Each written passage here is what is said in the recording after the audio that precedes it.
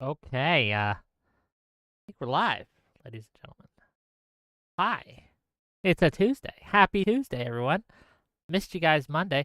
So for first time folks here, or I should say for people who've been around a bit, so the opposite of what I just said, right?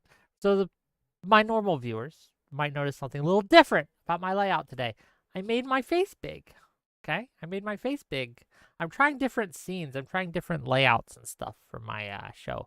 See what hits, see what misses. And I figure since tonight's going to be a lot of me just ranting and talking, right?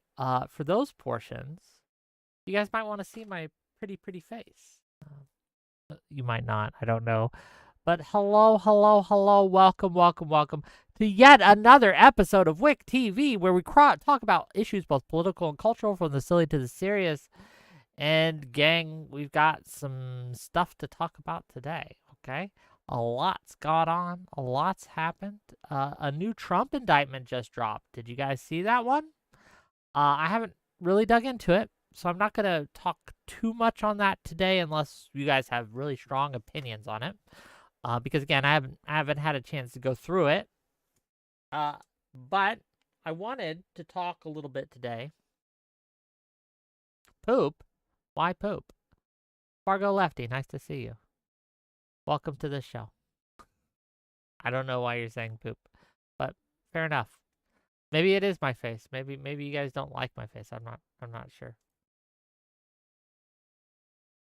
But yeah, so we're going to talk about liberalism, what it is, right? Why I think Trump is a threat to it, and I will be discussing that. I also wanted to talk about the DNC a little bit more. And I know we went over Kamala's speech on Friday, but I wanted to watch a little bit of Obama's speech today. It was my favorite. And gang, I'm gonna be real with you. I don't have much shows planned today, so today's kind of a free flow. We're gonna just kibitz a little bit. We're gonna talk. We're gonna rant a little bit. Go through some tweets, things like that. Testicle Johnson says, Wick, do you think all beaches should be nude beaches? No. Clothing is for me, not for you. What I mean by that is you wear clothes for me, not for you. And so I don't have to see your bits, okay? No one wants to see your bits. Very few people out there are people that can expose themselves in public and just be, everyone would clap and cheer. There's a few. You guys aren't one of them. Econo Boy, hi Wick. Hi Econo Boy. Nice to see you. Do you got thoughts on the indictment that just dropped? I haven't had a chance to really go into it or look through it. But if you got comments, we'll talk about it. But I wanted to talk about freedom of speech, freedom of trade, separation of powers, things like that. The old classics. Headless chicken, speak for yourself. Superseding indictments are super. Look, if you're into it, all for you, okay? If you're into it, look, that's on you. I'm not a legal scholar. I'm not Pisco or anything like that, okay?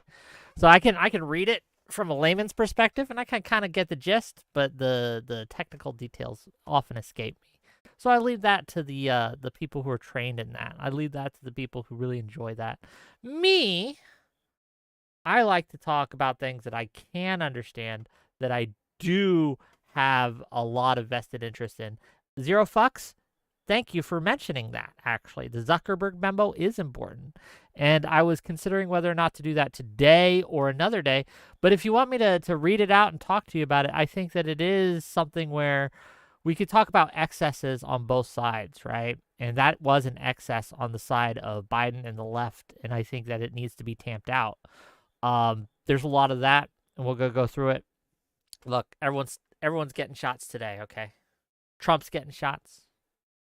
Did you see McMaster's video that popped where he blames Trump for, at least in part, for the debacle that was the Afghanistan withdrawal? We can watch that clip. That'll be fun, right?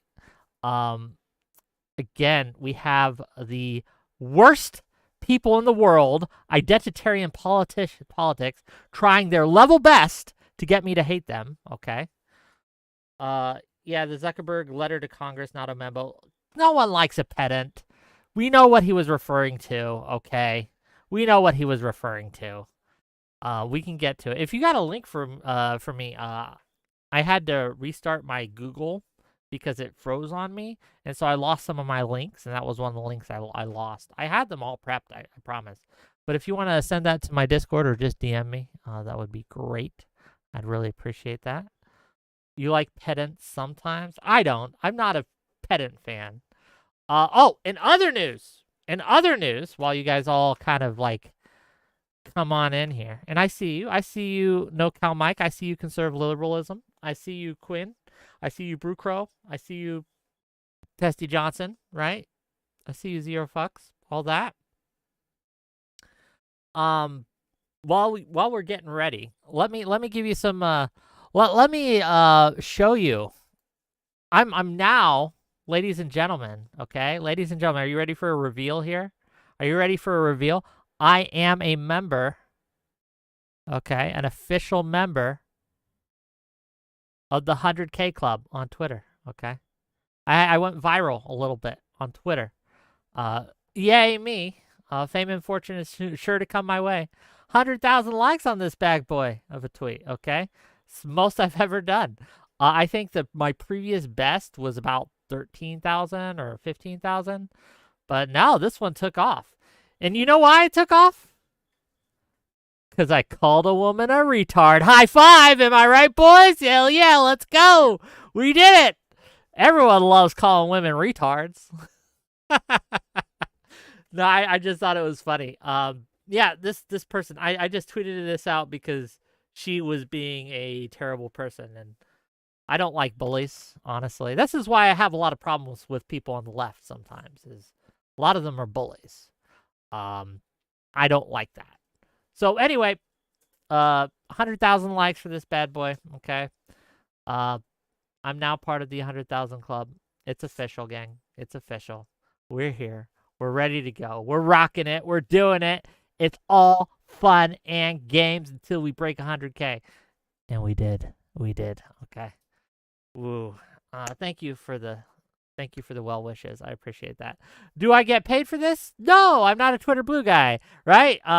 Do I get fame for this? Not really. A lot of people probably never even, like, I only got like 30 follows off of this, or 45 follows, something like that. It was a bump, but it wasn't like huge. So yeah, there's that. Now, while we're on Twitter, can I just go through before we get into the meat and potatoes of today? Okay, I just want to go through some tweets I saw that made me feel certain kind of ways. Okay, I got one on the right and one on the left. Which one do you want to see first? Okay, do you want to see me take shots at some lefties, or do you want to see me take shots at some righties? Okay, I got one of each today for you, at least one of each. Which do you guys want first? Any suggestions? Bueller. The center. I don't have any shots at the center today. Well, no, actually, I do have a shot at the center. I do have a shot at the center. I got something for you. So I haven't tweeted it out yet. I'm hoping some Photoshop guy will do some magic on this, right? But I saw this today, the semi-bisexual thing. Silly, kind of a meme. Semi-bisexuality is a sexual orientation that defines a person who feels sexual attraction towards one gender, usually the opposite. I'm like, okay, come on. No, you're just straight. The thing is, though, ladies and gentlemen, that this is also a political stance. I call it the semi-bipartisan, okay? Or the semi-nonpartisan. Someone who is, they claim to be nonpartisan, but they only vote for or support one party. But they say that they're nonpartisan or bipartisan, right? I like both sides, or I hate both sides, or I just call it like I see it. But you're only voting one way. You're only ever supporting one candidate. You're only ever talking about the flaws of one side. Yeah, you're semi-bipartisan in that way, okay, buddy? Right? We see you. We know you. We see who you are, okay? I think that's a banger. I don't know. Maybe it's just my boomer energy here. Maybe this is just my boomer humor here. But I think it's funny, right?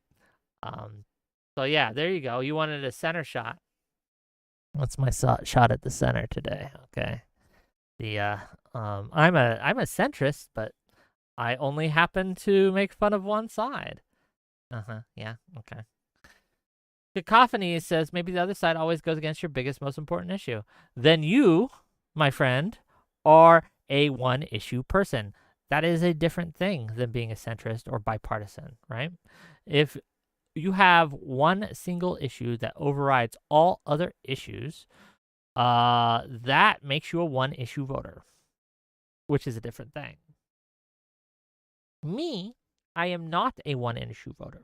Yes, there are things that I value more than others, right? There are positions that I hold to be more weighty than others. That's true. But I try to look at voting as kind of like a chess move, if you will. I want to pick the candidate that's going to get me closer to what I most want. And I recognize that there's no candidate out there who's going to give me everything I want.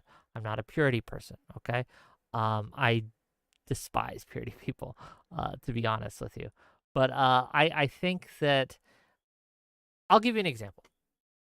I'm a big supporter of the Second Amendment. Pretty big supporter of the Second Amendment. I generally don't like Democrats' stance on them. In general, I generally don't like the bills that they put forth. I generally don't like the restrictions that they like to put on gun ownership and things like that. I don't think they quite understand the actual problem, and I don't think they quite understand guns in general. And I'm by no means a gun nut. I'm not an expert on guns, to be clear, right? But it's just it's one of those things where I just don't support a lot of the more draconian restrictions that Democrats like to put on it. However, right, that isn't the only issue that I vote for. I have other issues at stake and at play, and that is one thing that weighs into my calculus, but it does not define it. Does that make sense? I hope it does. Okay, so I took a shot at the center. Let's take a shot at the right now. Oh, okay. You guys having fun. I know. We're doing it live, gang. Okay. This is actually a tweet by Richard Hanania, but he has a clip here that I want to show for you of Tucker Carlson. And Tucker Carlson is talking about Tim Walz. I'm not the biggest Tim Walz fan in the universe. He wasn't my pick for VP, but the critiques I have of him are substantive in nature. Things like, I don't like how he exaggerated his service. I don't like some of his statements when it comes to censorship. These are pretty substantive criticisms, I feel, on positions or statements that he's made. Let's contrast this with Mr. Carlson here and see what he has to say about Tim Walz. Yes, Econo Boy, I know you're his number one fan. I am not. I'm not his biggest hater. He's okay. But here we go. Well, I lived in a boys' dorm in a New England boarding school in the 1980s with a lot of guys like Tim Walz, okay? So I saw that guy and I'm like, oh, wow, I know exactly. You're a creeper, as we used to call him, for sure. And, you know. A creeper? That's quite an accusation. Why is he a creeper, Mr. Carlson? No, I guess I probably shouldn't. I definitely shouldn't suggest what I'm suggesting without evidence. I don't have evidence beyond what I've seen. So I just want to say that I'm probably, again, do you mean like he's even saying it. I shouldn't say what I'm about to say, especially since I don't have any evidence for it, but I'm just going to say it. What are you doing, buddy?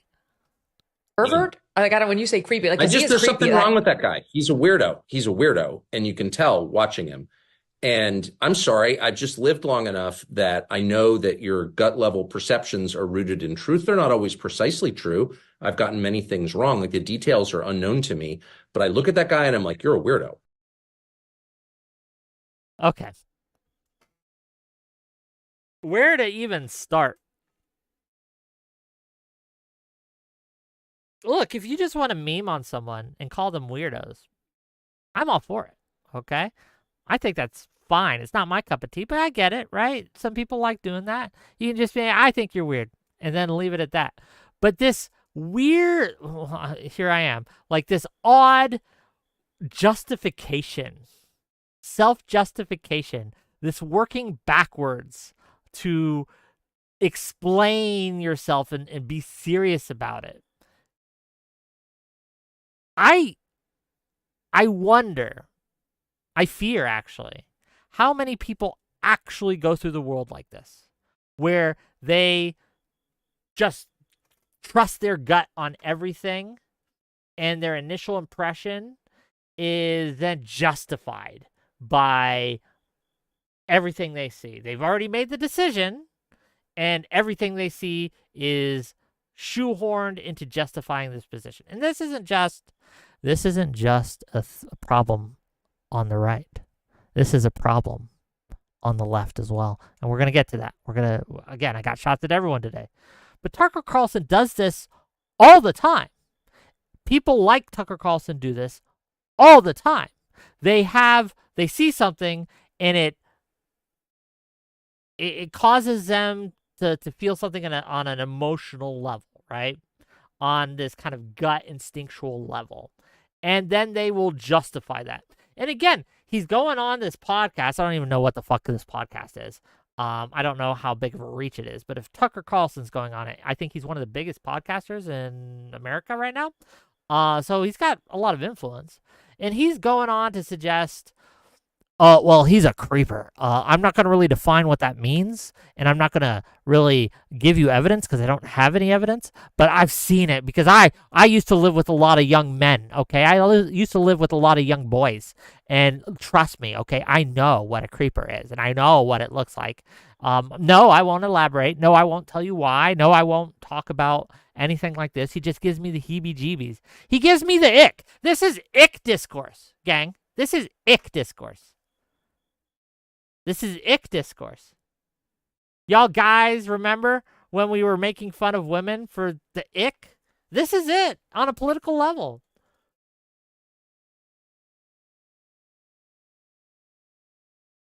He's just feeling the ick. The guy maybe Tim Walz has a Velcro wallet. That's a throwback to the people who watch my show a lot, right? I don't understand it, right? Like this idea that you're going to see someone and just make all these assumptions about who he is. Again, if you're going to have criticisms of Walz, you can. There are criticisms to be had. He's got a policy record that we can look into, right? He was a governor. We can look into what he did there, whether you like it or not. We could look into some of the controversies surrounding that. We can even talk about some of the statements he's made in public, and we can have a discussion on how serious he was when he made these statements. What was the context around these statements? What does that mean? Things like that. We can have these discussions, and we can have a back and forth and to talk about it. We can talk about how he exaggerated the service. So much. There's so much to discuss here. But no, we're not going to even discuss any of that. He gives me the ick, gang. He gives me the political ick. Ew. Ew. He wore flannel with plaid. What is going on? See, I can't even do it right. I don't know if flannel and plaid is really a thing, honestly, gang. I don't even know what I'm doing here. Don't watch me for fashion advice. I got my baggy t-shirt on right now. We're just doing shit. Plaid, plaid, I don't fucking know. Velcro wallets are fine. They match my shoes. Fair enough. This is how we do politics now. Unfortunately, for a large amount of people, yes, this is how we do politics now. This is how we do politics now. Does the candidate give me the ick? That's it. There are more than we'd like to admit. There's many people who vote just on that. Does this candidate give me the ick? But usually, when we have someone who is at least in the upper echelon of popularity when it comes to political discourse, they tend to have more substantive things to say. Not always, but they tend to. Even people on the right. Do you guys remember Rush Limbaugh? I remember listening to Rush Limbaugh's radio show when I was growing up, right? And he would, again, I didn't agree with almost anything of what he said, but he had stuff to say, like based on on substance. Does that make sense? Like there was something to engage with on a either policy level or a level where the person has made a statement that we can look into, any of that. And he would play clips. They would make fun of it. They would sometimes even meme on it, right? It was a comedy show in a lot of ways, but there was something there. This is so boring. He gives me the ick. Boring. It's just, oh, he's a creeper. I know he's a creeper. Whatever. Fuck you, Carlson. Okay. You're boring. That's all I gotta say. Fargo Lefty says he went to a school for creepers, full of creepers. Tucker's not a creeper himself, though. Look, I don't know. I don't know him. I don't know him past the few episodes of him and clips of him that I've seen. I watched his Putin interview. I've seen a couple other things he's done, but in general, I've only seen clips. So I can't really give you an opinion on his personal character and whether he's a creeper or not, depending on how you mean that. But, yeah, it is what it is. Okay, after that excoriation of right-wing political figures, commentators, things like that, what may you ask? Do you ask, my dear viewers? My dear Wickers, okay? What do I have for the left? Well, I was scrolling through Twitter, as I often do, and I came across this gem. And I wouldn't have thought much of it. Again, it's a single tweet. But this is something I've seen over and over and over again from a certain segment of the left. And it gets my hackles up. I hate it. And it threatens to or negatively polarize me to these people, right? Because I don't want to see them win a goddamn thing, because I think they're terrible people.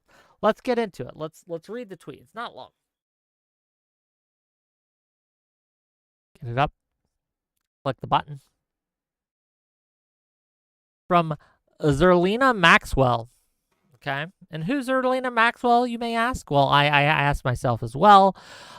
She is a radio host of Zerlina Mornings. She has almost 300,000, a little over 250,000 followers on Twitter. And yeah, she's on the radio. So she's got a radio show. So she's someone. Okay. Why did I read like 25 articles written by white men this morning when there is a black woman running for president of the United States?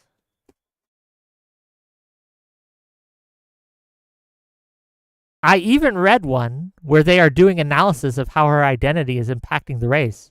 It's like, was there no one else available to write the piece?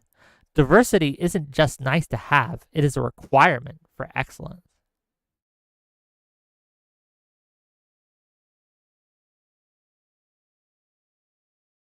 Motherfucker, fuck off. First of all, when reading an article on the internet or even at home, right? Even in the old school in the newspaper, you know what I never did? Not once. I never once have done this. I wonder what the skin color of the author is. Let's check. Who the fuck does that? Who does that? Why does it matter? Who fucking cares? Whether what someone says or who someone says is, whether the person saying it is white or black, it does not matter. Do we not understand this? Did we forget this at some point? And what the fuck are you doing thinking that because a black woman's running for president that white men have to stop writing or having opinions or talking about her or conversing with her? What are you doing? What is this segregationist bullshit? Like, seriously, what is this segregationist bullshit? That's what it is. We had a whole fucking movement to get rid of segregation. We had a whole fucking movement. People got arrested, beat up. Some lost their lives, okay? Some were assassinated. And then we have little Miss Maxwell here trying to bring us back to the Jim Crow era. What is going on? What the fuck are you doing? And this is a problem in the left. It's a real problem in the left. And it's one of those things where I'll shout about it to I'm blue in the face. If you have to check the skin color of who is saying something before you decide whether it has merit or value, there is a word for who you are, and that is called racist. You are a racist. Maxwell, you are a racist. Why did you read like 25 articles written by white men? I don't know. Why did you read them? That's a good question. If you want more articles written by black people, write more articles. Boom. Easy. You could have written an article, but instead you write it a tweet. That's what you did. Could have written one. You could have opined. You have a fucking radio show. It's not like you don't have a platform here. It's not like you don't have a voice. Shit. Anyone can have a voice nowadays. Look at me. I'm no one. And I'm streaming to like maybe, I don't know, 50 people total, 30 on YouTube, 20 on Twitch, something like that. Not a lot right now, but damn. What are you doing? This is I think if I had to pick the least favorite part of the left, this would be my second least favorite, okay? My second least favorite. Racism is an L? Yes, it is. No, Cal Mike, we prefer to hear you, not look at you. Fair enough. Fair enough. Mr. 100K Club is no one? Fair enough. Yeah, I guess it is an exclusive club. Why are you trying so hard to lose the race? I'm assuming you support Kamala Harris, Miss Maxwell. Do you think this is helping or hurting her chances? For real. Though I guess I will say this. I appreciate it that you're honest about how you feel. That you don't value white voices for whatever reason. Okay?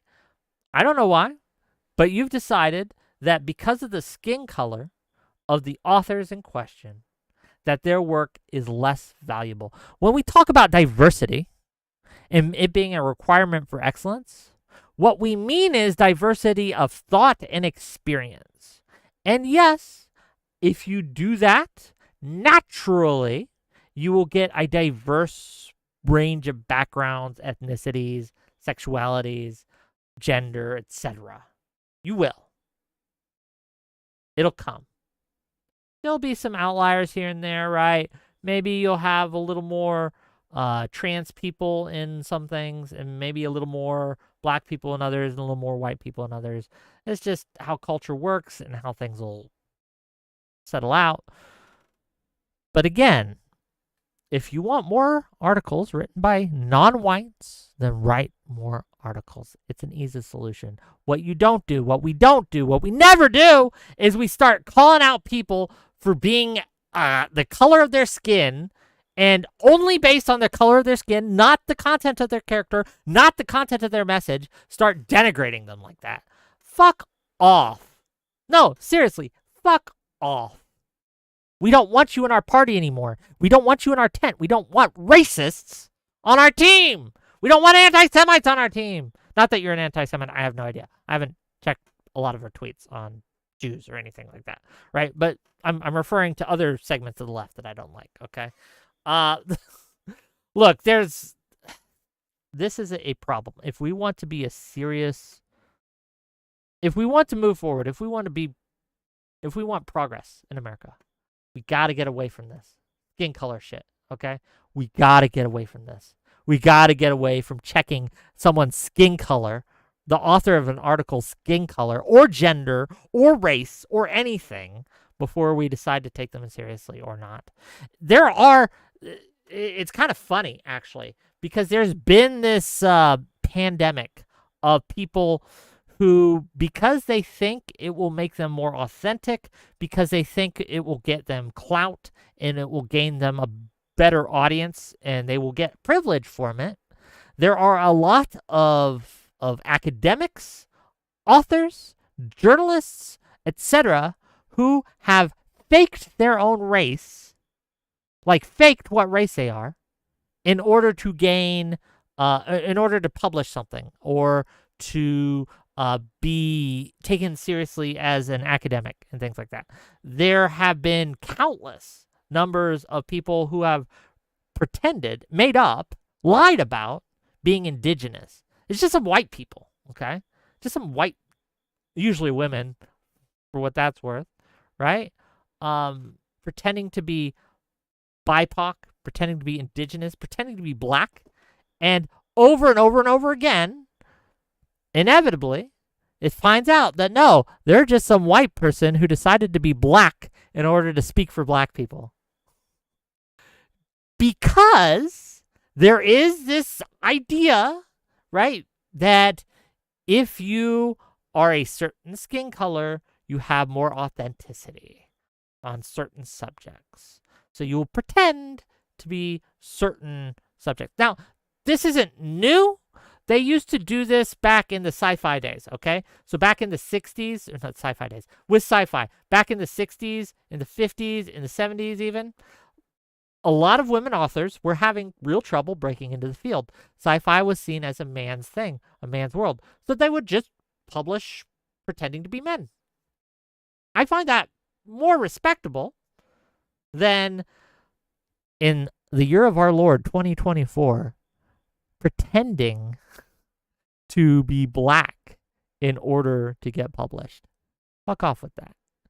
And what Miss Maxwell, her tweet, and let me remind you of the tweet here. Why did I read like 25 articles written by white men this morning when there's a black woman running for president of the United States? Miss Maxwell, that attitude is why people feel that they need to fake being black or fake being indigenous or fake being marginalized in some way in order for dummies to take them seriously.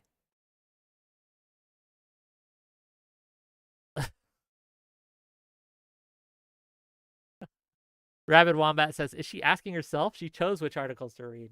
Yeah, maybe look into your biases, okay? Maybe ask yourself why you're only reading white men. Again, look, if you ask me, like the last 3 articles I've read, I couldn't even tell you their author names, honestly. I just don't check. Why would I? There's almost no reason to look into it because it's not who is saying it. Not usually. There's some outlier instances, right? But it's the message, not the messenger. What are they saying? Is it true or is it not true? And then we can go from there. That's simple. It's easy. Oh, Zero Fox says, I dox every author I read. Oh, maybe. Wick, if I link something, will you watch it? It's hilarious on this topic. Depends. It depends, okay? Grown Off 101. Hey, man, I know this is a long shot, but Destiny blocked me on Twitter. And I was hoping you can ask him to unban me. I've been a huge fan of him for the past 2 years now and find him a great source for politics. I have no idea why he banned me. Most of the comments I post on his stuff is just me tagging my twin brother. I sent the same message to you on Twitter. Thanks ahead of time, my friend. Keep up with the good discussions. What do you... Okay.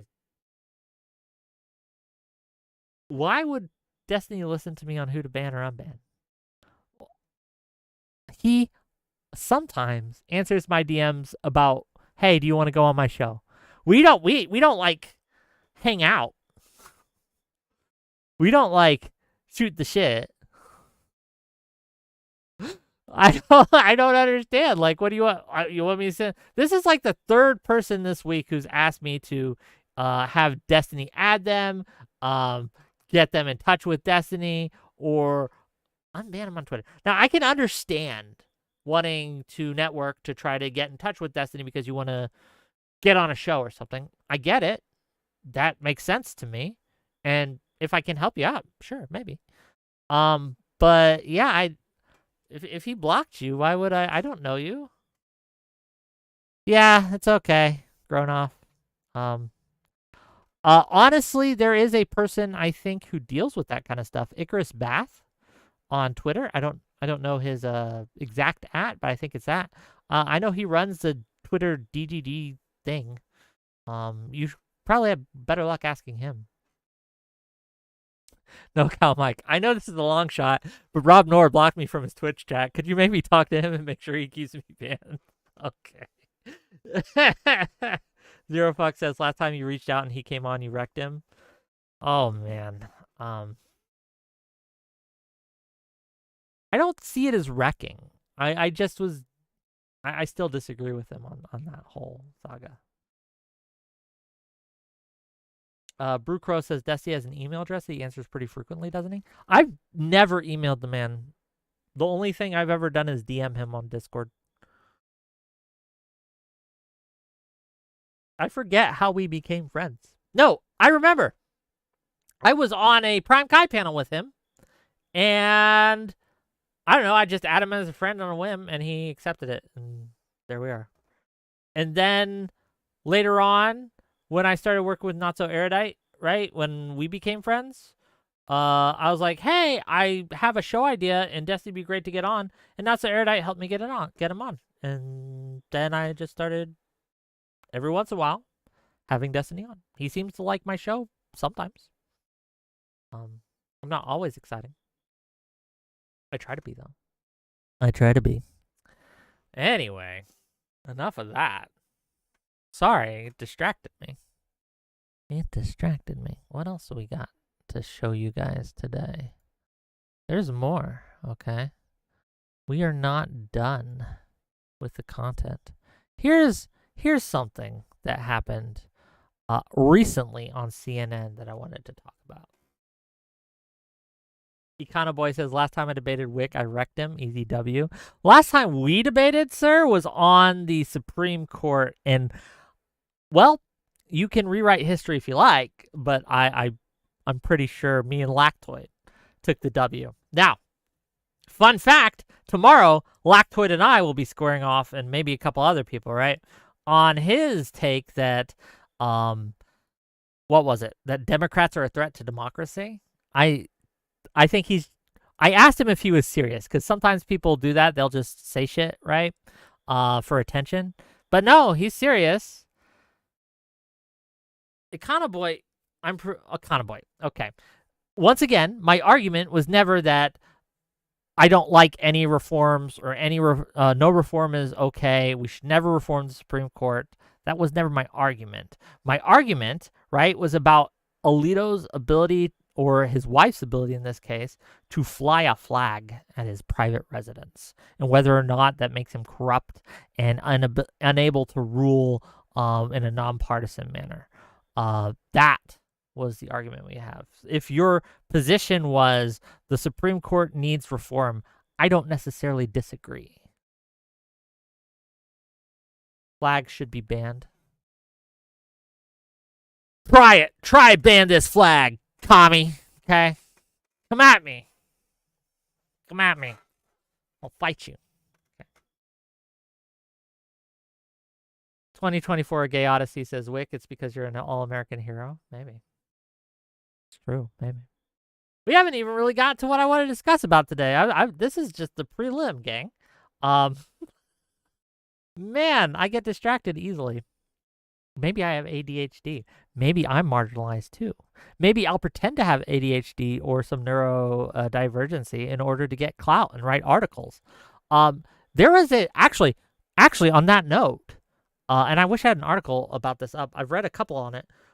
There was a pretty famous or an influential games journalist who was disabled. I think they were deaf or something.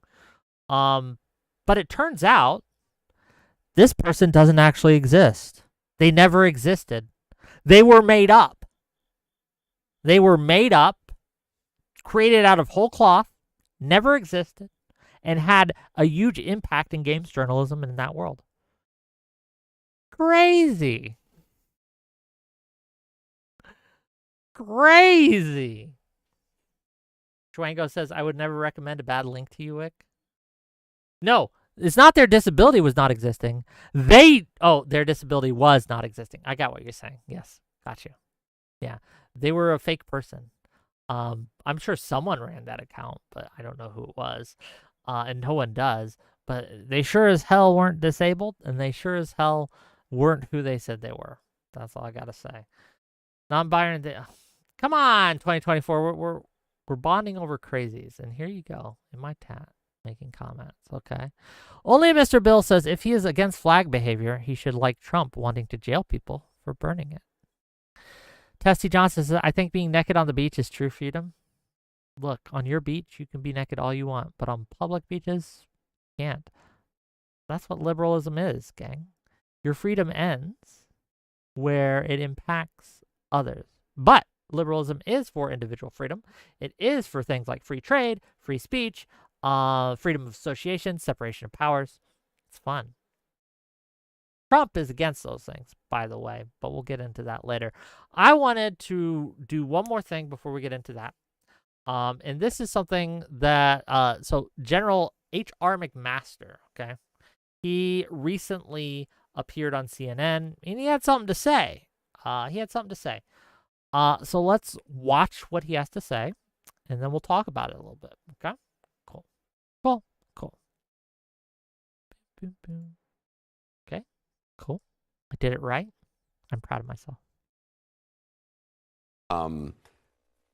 But Trump had his hand on, does Trump bear part of the responsibility for what happened? Oh, yes. So the whole premise of talking to the Taliban. They're talking about the Afghanistan withdrawal debacle, by the way. Before you leave Afghanistan, why the heck were we even doing that? He was going to invite them to Camp David. Right. Even the Obama administration, when they made the mistake of pulling all of our troops out of Iraq in 2010, which really set conditions for the rise of ISIS and so forth by 2014, the Obama administration didn't negotiate with al-Qaeda in Iraq on the way out. And so if we were going to leave, why not just leave? What happened in these series of negotiations and concessions to the Taliban is we kind of threw the Afghans under the bus on the way out. And they cut the Afghan government out of those negotiations, right? Absolutely. So that was mistake one. Then forced them to release 5,000 of some of the most heinous people on earth, and then began the Trump to administration withdraw. forced the Afghan government to release 5,000 Taliban. Correct. And then also stopped the active targeting of the Taliban, which President Trump, again to his credit in 2017, had restored because he was convinced, like, how the heck does this make any sense? To give your enemy a timeline for your withdrawal and then say, now I'm going to negotiate a favorable settlement? So it raises the question. Damn. So who's this guy, you may ask? He was a former Trump national security advisor. He actually worked with Trump, okay? And much to everyone's non-surprise at this point, he has a lot to say about how he conducted himself in the Oval Office when he was president. And this is something I hear a lot from Republicans, okay, and from MAGA side of things, is that Trump was didn't get us into any wars, that Trump was great on foreign policy. He stood up to people like Putin and Kim Jong-un and things like that.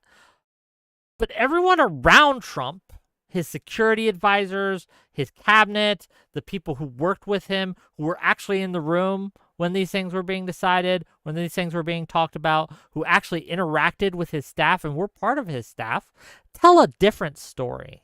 And they tell a story about how this man was easily manipulated by people like Putin, right? Was basically led around by the nose, who, as you saw, cut the Afghan government out of negotiations and simply talked to the Taliban about the Afghanistan withdrawal. Now, you may be telling yourself at this point, well, Biden was president. He bears responsibility. Yes, he does to an extent.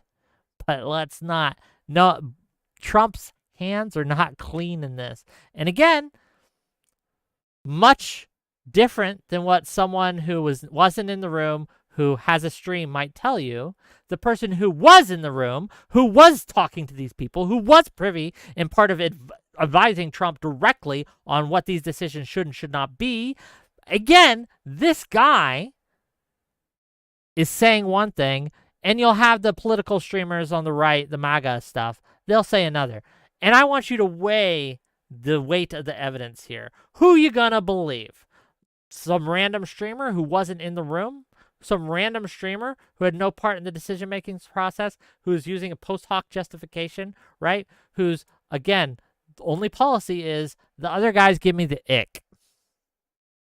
Or are you going to believe the people who actually worked with Trump on this? Which are you going to believe? I don't know. It's so hard to decide which is better, which is worse. I don't know. It's a mystery. Again, this is, look, there is such a thing as sour grapes, and you have to keep these things in mind. You have to look at the people's biases and possible biases when they're going, and they're making these decisions, when they make these kinds of endorsements or when they make these kinds of criticisms, these tell-all books. Obviously, there are some incentives to sell the book, to make things extreme, etc., etc., etc. So you have to keep that in mind. But if this was a lone voice, that would be one thing. But he joins a growing chorus, a cacophony of voices that worked with Trump who are not endorsing him as for president in 2024 because they know how he behaved when he was president. The people who know him best like him least.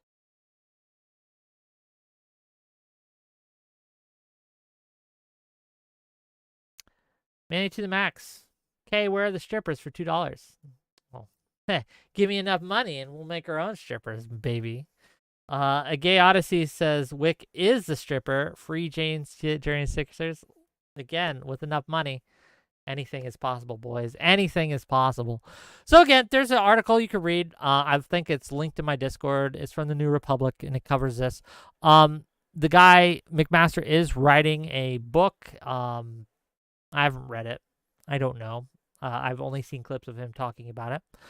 And his book is At War with Ourselves, My Tour of Duty in the Trump White House. And no, this is not an endorsement to buy the book. I'm just making you aware. If you want to buy the book, go ahead. If you don't, I don't care. I don't give a shit. I'm just making you aware. Making someone aware isn't an endorsement. And you may, why are you saying that? Is because I made people aware of this Nazis book I had on. I told them that he published a book, and here's a link to it. And people were like, oh my God, you're promoting Nazism. And these people are so retarded that I want to die. That's all I got to say. Did I just hear cacophony? You did. Shirtless Wick for 25 gifted subs? Yes. If you give me 25 gifted Twitch subs, I will take my shirt off for you. How much to shave the chest? More. Weird. I have a going thing. If you give me $1,000, I'll shave my beard. $1,000, I'll shave my beard. Okay. 1000. Okay.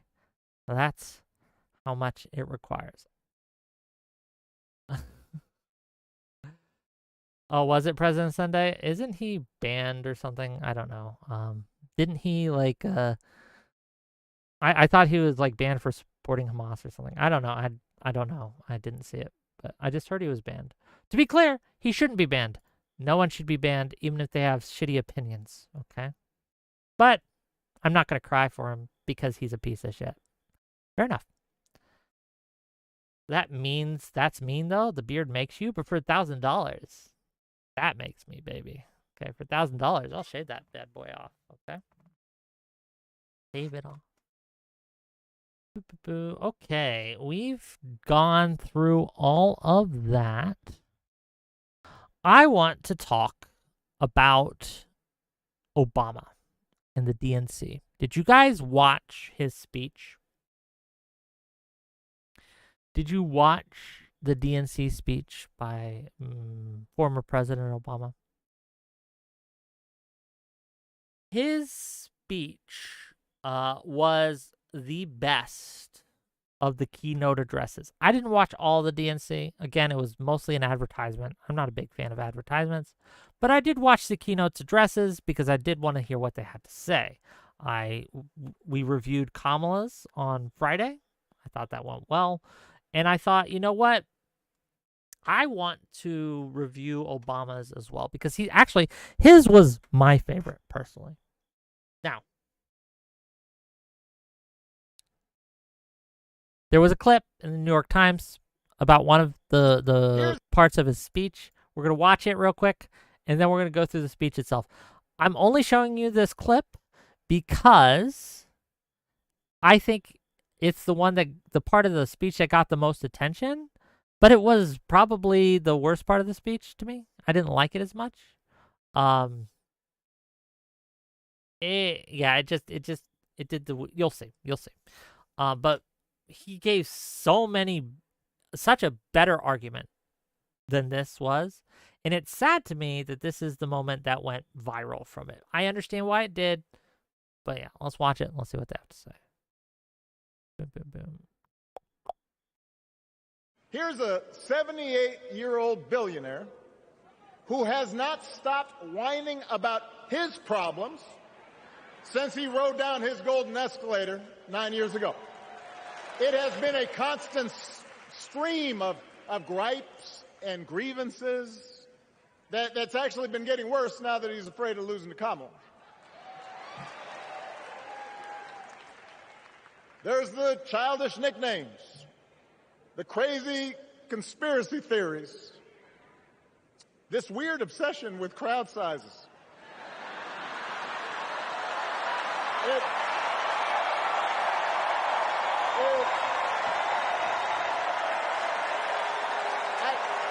It just goes on and on and on.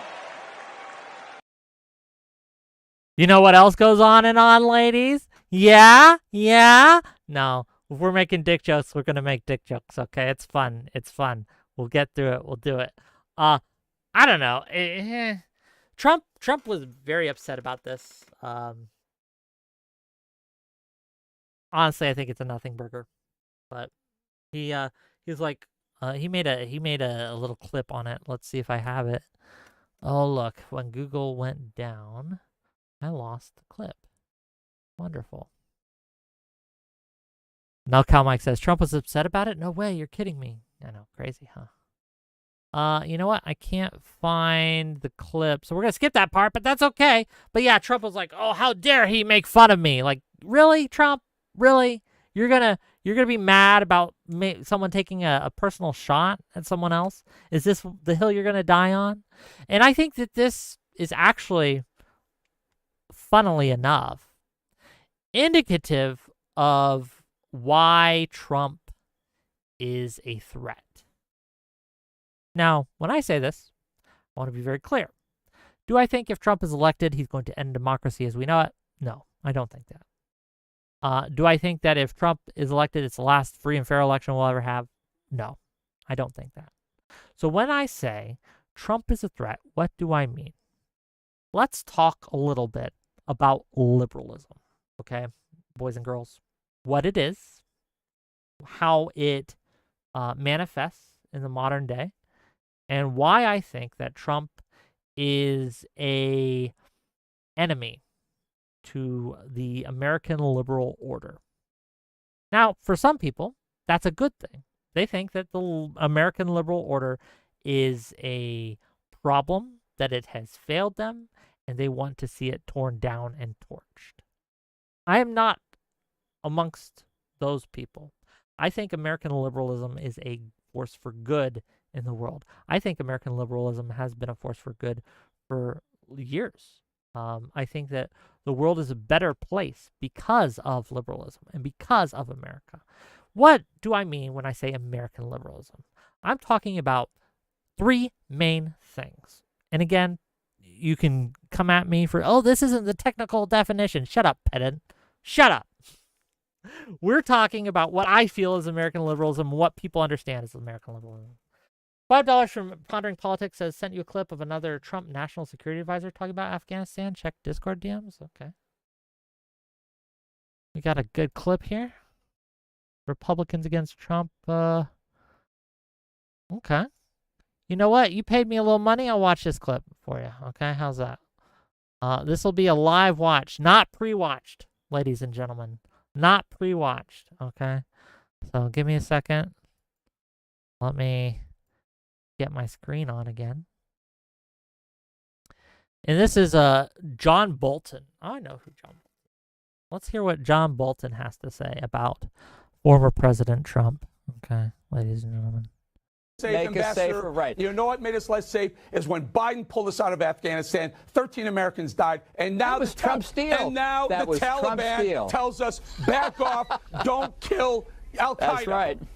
Are you out of your mind, sir? Same thing they would have done under Donald Trump. No. Oh, who cut the deal, Eric? Who cut the deal? Who delivered the deal? Donald Biden Trump cut the deal, didn't he? No, Trump wanted what would Trump have done? What would Trump have done had he been reelected? Remember? Sir, let's be honest. No, he did not. He absolutely did not. He did. Eric, you don't know what you're talking about. He wanted everybody out. He cut a deal to do exactly that. Anyone disagrees with you, we don't know what we're talking about. Trump said leave 2,500 there until we have a smooth transition of power. He did not. Look, he said that after he cut the deal. The deal cut us down to zero. That's what Trump wanted. He wanted everybody out. The record on that is completely clear. Over time, Biden pulled them out. Well, with Americans still there. No, read the deal, Eric. Have you ever read the deal? Oh, stop it. Yeah, stop I know you got to go before you're embarrassed even further. I'm embarrassed. So Bolton, for those of you who don't know, was another former Trump national security advisor, okay? He was one of the guys in the rooms helping to craft these deals, helping to make these decisions, helping to make these kinds of statements and things like that. Again, everyone who's worked with Trump, almost everyone, not all of them, but a good portion of them, are coming out against him, saying he bungled it. And that's a good question, right? This is what bothers me about partisanship. I can criticize Biden's role in the Afghanistan pullout because, again, regardless of who cut that deal, President Biden is the president. He bears responsibility for enacting these things. Buck stops with him in a lot of ways. But that does not mean that Trump would have done better or that Trump didn't facilitate that disaster by setting this up in such a way that was probably one of the worst fucking deals that anyone has ever seen in a pullout, okay? Again, if you read the details on this, he didn't negotiate with the Afghanistan government. He negotiated, and I'm talking when I say he, I mean Trump. He negotiated with the Taliban. You know, the guys who ran in and did all the killing and shit, right? He cut the Afghanistan government out of the deal. How do I know this? Because the people who were Trump's security advisors say this. Now, I know they don't have the gravitas of a political YouTube streamer. Fair enough, right? They just worked in the White House with Trump directly. Who are they to really know what they're talking about? Who are they, right? But, you know, it is what it is. And look, again, this wasn't a bright spot on Biden's record. It was pretty poor showing. But again, we can't just look at things through such a partisan lens. We got to look at, okay, well, why was it such a disaster? What were the circumstances at play that made it a disaster? And you would be dishonest if you failed to mention Trump setting that shit show up from the beginning, okay? Do I think he did it on purpose? No, he's just fucking bad at his job. Frankly. Bad at his job. Thanks for the $5. Thanks for the clip. No, okay. Matt and Zero says, disgruntled employees would be the counter argument if we play devil's argument. Well, yeah. You can't look at things and say, okay, that guy, he got fired or he got let go or he didn't get what he wanted, so he's sour grapes. That's fair. But it's not just one guy. It's a growing list. And in fact, there are more former employees who have come out against Trump than there are former employees of Trump who have come out to support him. One voice could be an outlier. Two voices, a coincidence. Three voices, you got my ear. But when it's literally dozens, suddenly it's a fucking chorus. And my God, they're all singing the same tune. Are they all super disgruntled employees with a bone to pick with Trump that just want to see him die personally or be dragged personally because they don't like him personally? Maybe. But if you're pissing off everyone around you, I think that speaks to your leadership style. I think it, again, if everyone I meet tells me the same story, I'm inclined to think that there's something there. Okay? If everyone who has worked with Trump, or at least most of them, tell me the same story, I'm inclined to believe there's something there. Am I wrong for that? Maybe. But look, if I'm looking to hire a babysitter, and everyone that this person has babysat for, okay, if I call it for references, and 9 out of 10 of those references say that this babysitter has, like, cut their kid, broke shit in their house, and just done a terrible job babysitting. Is it possible that they are all just out to get that babysitter and they don't like them for political or personal reasons? Maybe. But I ain't hiring that fucking babysitter. Why would I? Why would I ever do that? I would take all those references of past people who have worked with this babysitter, and I will take that into account when making my decision on whether to hire them as a babysitter. And again, if you have kids, if you're out there and you have kids or even nieces and nephews, and if you're looking for a babysitter, and 9 out of 10 of the people who formerly employed this babysitter hate this babysitter and think they're the worst, would you hire that babysitter? You wouldn't. You never would.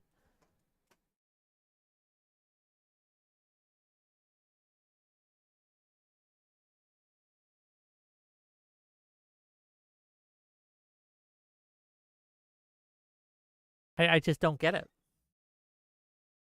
Again, it isn't just one voice or two voices.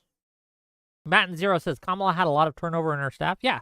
And there's been a couple who I've heard come out against and say she's a poor administrator. And I take that into consideration. It is not nearly to the same level as Trump has had. Now, you could say that there just hasn't been enough time, that if you give it time, that there'll be more voices, or that Kamala didn't run as big of a show as the former president did. Those are all fair things to say, right? But come on. Tessie Johnson, what are you talking about? Tessie Johnson says, I should be allowed to be naked around the babysitter in my own home because I'm a liberal. Okay. Why do you want to be naked so much? What is it about nakedness that you want so much? I don't even know.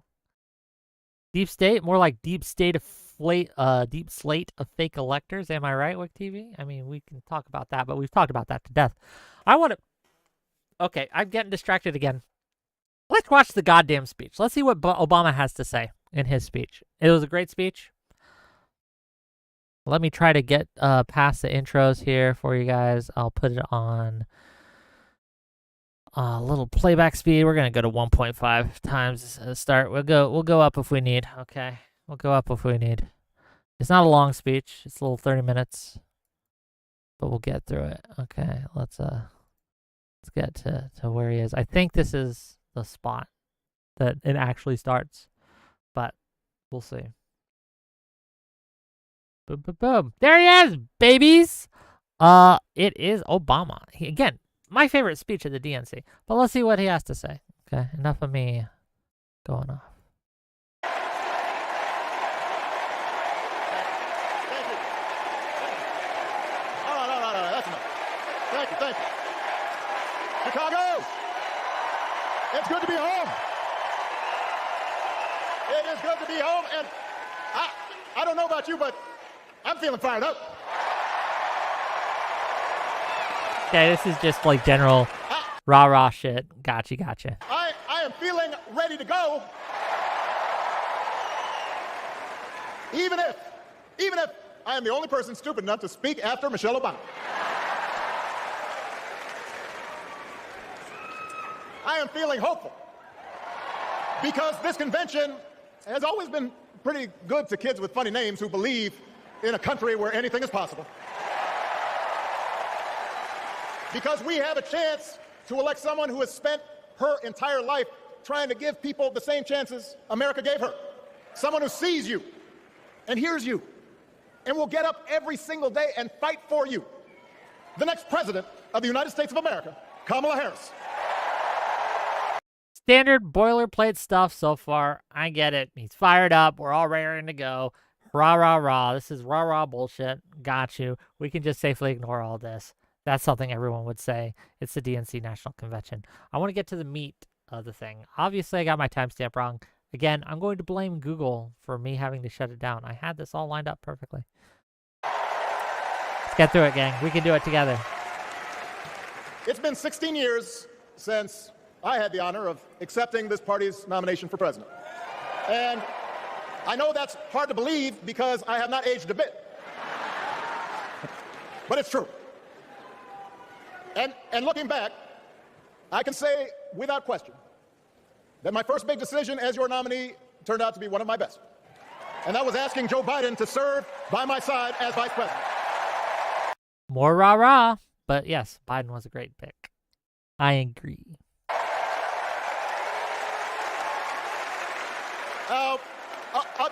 Other than some common Irish blood, Joe and I come from different backgrounds, but we became brothers.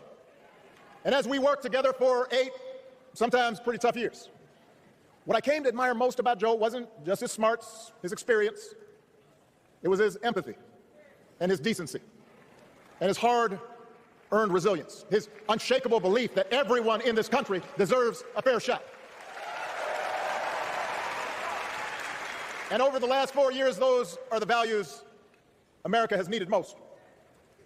At a time when millions of our fellow citizens were sick and dying, we needed a leader with the character to put politics aside and do what was right. At a time when our economy was reeling, we needed a leader with the determination to drive what would become the world's strongest recovery. 15 million jobs, higher wages, lower healthcare costs. I really like this selling of Biden's presidency. Like, as many of you know, I did not want Biden to drop out because he did a great job. Like, objectively, just a great job for all the things that I wanted. He gave them to me. He wasn't perfect. There were some mishaps. Afghanistan pullout we just talked about, right? That's the one that comes to mind off the top of my head, right? But again, I think that he waited a little too long for the border stuff. I think he should have been a little harder on that from the jump.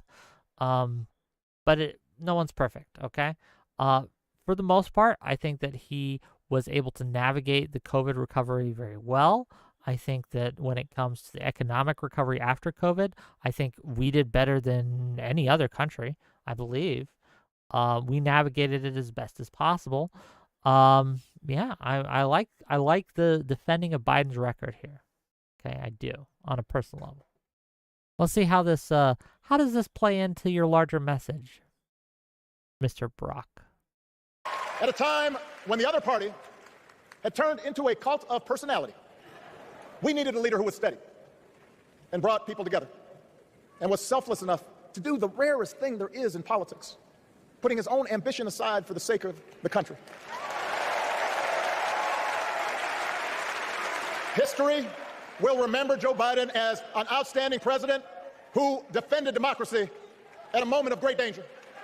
And I am proud to call him my president, but I am even prouder to call him my friend.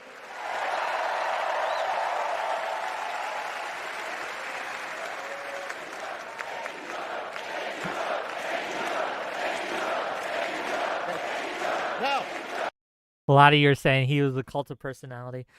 Yes and no. So you're correct that a lot of people, again, we talked about this before on the show, that one of the things that Obama did well as a politician in 2008 was he was vague, okay? He was very vague. And they criticized him for this at the time, right? They would say all he was offering was hope and change. He really wouldn't get specific, wouldn't really tell you what he meant. true. He did lay out some plans for like building infrastructure. There are some other specific policy proposals that he was clear about. But for the most part, I mean, the criticism was valid in that he was a very vague candidate. But this was politically savvy as a move. It allowed him to, or allowed others to kind of wish cast onto him what they wanted to see, right? And because when you say hope and change, a lot of people have lots of different ideas of what that actually means. And they can kind of just, if they see you as kind of this aspirational figure, they can kind of cast their ideas upon you and mold you, right? So if you call that a cult of personality, fair, that's fair. But I do think it's substantively different than what's going on with Trump. Trump, for all his flaws, is not unclear. He is not unclear, nor is he vague.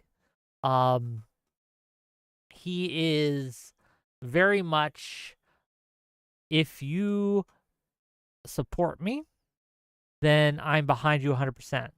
And if you don't, then I will destroy you. There is a difference between these two things, right? So yes, you could probably call both cults of personality to an extent, but I think that the way they manifested is entirely different. Trump's manifestation of the cult of personality is to excise and destroy anyone who is not part of that cult of it's very exclusive, right? It's exclusionary. Whereas Obama's was very open and it was very big tent. Like anyone can be a part of the Obama coalition, and many were. A lot of people in hindsight don't like Obama, and a lot of on the left, because he governed pretty center left, okay? He was pretty center left. He wasn't a socialist. He wasn't a communist. He wasn't very an extremist by any means. He was a pragmatist, and I think that while he made some mistakes in foreign policy, he did fairly well in other ways, and I think that in the economy, he got us away from the 2008 bullshit, right? And kind of helped us recover in a lot of ways. He got the Affordable Care Act passed, which I think was great. So yeah, I generally view his presidency as a positive. Wasn't perfect, but it was a positive presidency in my opinion, right? But again, he was very pragmatic. He was very center left, and again, he was a vague person in a lot of ways. And that was probably the biggest criticism you can give him, is he was pretty vague. The Trump, in contrast, not vague.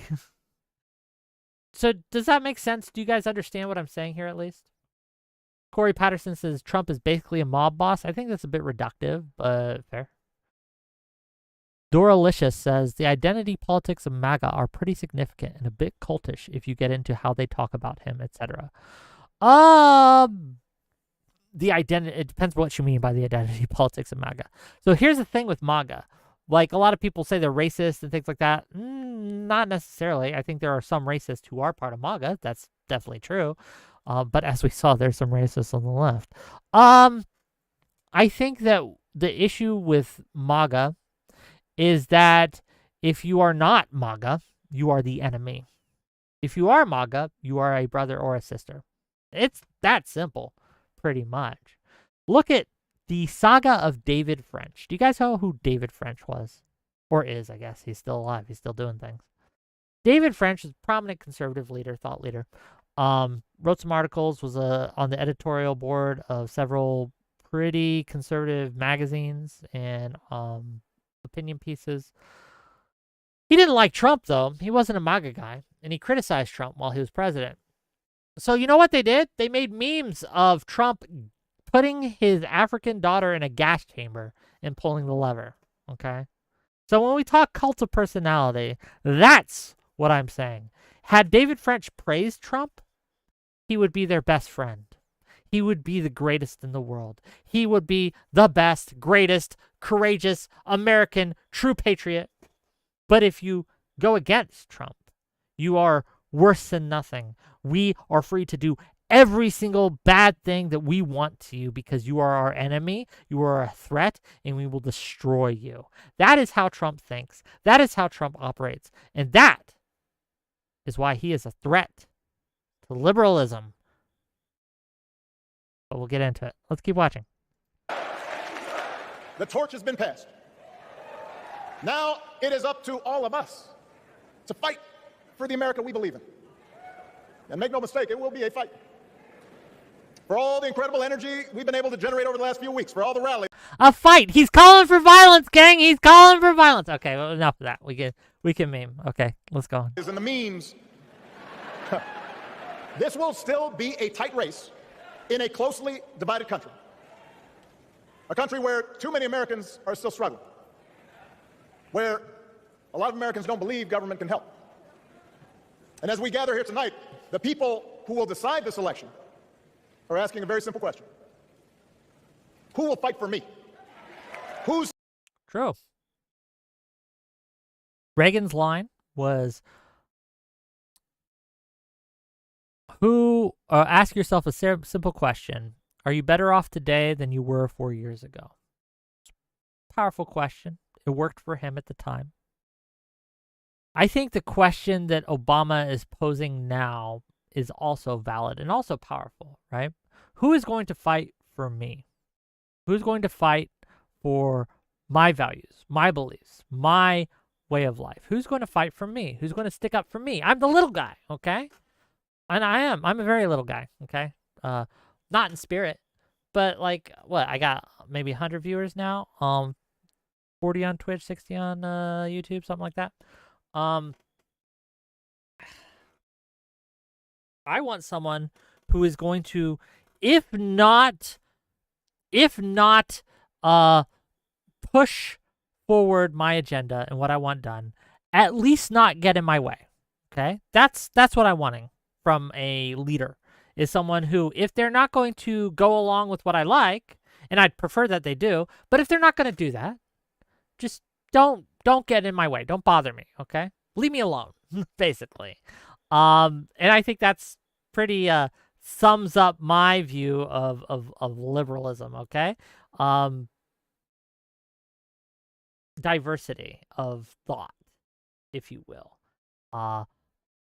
Equality and fighting for individual rights, individual freedoms, the individual freedom to live as one will, to think as one will, to say what one will. And I ask myself, when it comes to the choices we have today, Kamala or Donald Trump, which one of those is going to support that more? And now, dear viewer, I want you to ask yourself that question as we go on, as we continue, as we talk more about this. But keep that in mind, keep that energy. Obama, masterful speech maker that he is, and he is very good at this. Masterful politician that he is, and whether you like him or not, he is very good at this. Kind of gets to the matter, to the heart of the matter here. And more dancing hands? Okay, la, la, la, la, la, la, la, la. Just for you, no, Cal Mike, because I love you, because you're a good guy. Let's keep watching. Thinking about my future, about my children's future, about our future together. One thing is for certain, Donald Trump is not losing sleep over that question. Here's a 78-year-old billionaire who has not stopped whining about his problems since he rode down his golden escalator 9 years ago. It has been a constant stream of gripes and grievances. True. That's actually been getting worse now that he's afraid of losing to Kamala. True. There's the childish nicknames, the crazy conspiracy theories, this weird obsession with crowd sizes. Oh, he does the joke. He does the joke. He does the meme.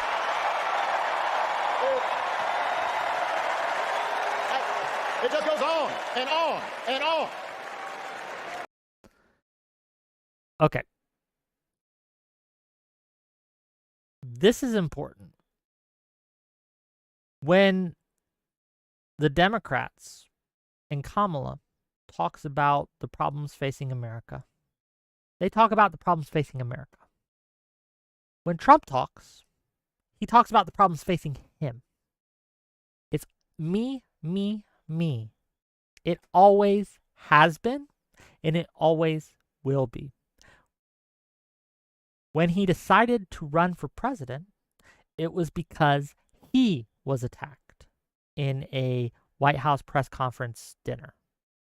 When he was running for president, he was being attacked people were coming after him and being unfair to him and criticizing him and investigating him. Me. Trump does not care about you. He does not care. He cares about Trump. He wants to do whatever it is that will help him gain and retain not only power, but popularity. Me. In contrast, many of the Democrats, Kamala included, talk about the issues that face the voters. You may not agree with her policy positions. You may not agree with what she has to say, but she is, at the very least, trying to do what she thinks is best for you, dear viewer. Trump, in stark contrast, is not. It is a difference between for the people and for my pocketbook. For America, for freedom, or for me and for my personal power and for my personal ambition. This is the choice that is on the ballot. I don't think Kamala is a perfect candidate. Honestly, I'm going to hold my nose when I vote for her. But when it comes down to it, Trump is willing to throw as many people as he needs under the bus to do whatever it is that he needs to do in order to gain and retain power. The only check he has ever had are the people around him who do believe in liberalism and do believe in the American government. But when he was president, he tried to get rid of the filibuster, right? We talk about, and I've criticized Democrats for doing that because I think it's a very bad idea. But we forget that the people who tried to do that first, the person who tried to do that first was Trump. Trump tried to get Mitch McConnell and pressure him in order to get rid of the filibuster because it was getting in his way. And this is what Trump does. Trump has a plan to get rid of people who get in his way. Again, we can look at the policies he's proposed. We can look even from his website, the Agenda 47. Let me read this to you real quick. President Trump will bring the independent regulatory agencies such as the FCC and the FTC back under presidential authority as the Constitution demands. No longer will unelected members of the Washington Swamp be allowed to act as the fourth branch of our republic. Gang, the reason that, first of all, our Constitution does not demand that, to be clear, right? What he's talking about is he wants to have no checks on his authority and power. He doesn't want a single person to be able to gainsay in him. And he fights against and chafes against anyone who will tell him no. And he is trying, as we speak, and his agenda is set up. Again, this isn't Project 2025. This was from Agenda 47, right? Is any agency, regulatory or otherwise, that he does not directly control, he wants to either get rid of, disempower, or bring back directly under his control. He does not believe in divided government. He does not believe in separation of powers. The only thing that Trump believes in is personal power, personal gain. That's a problem for me. It's a problem for me.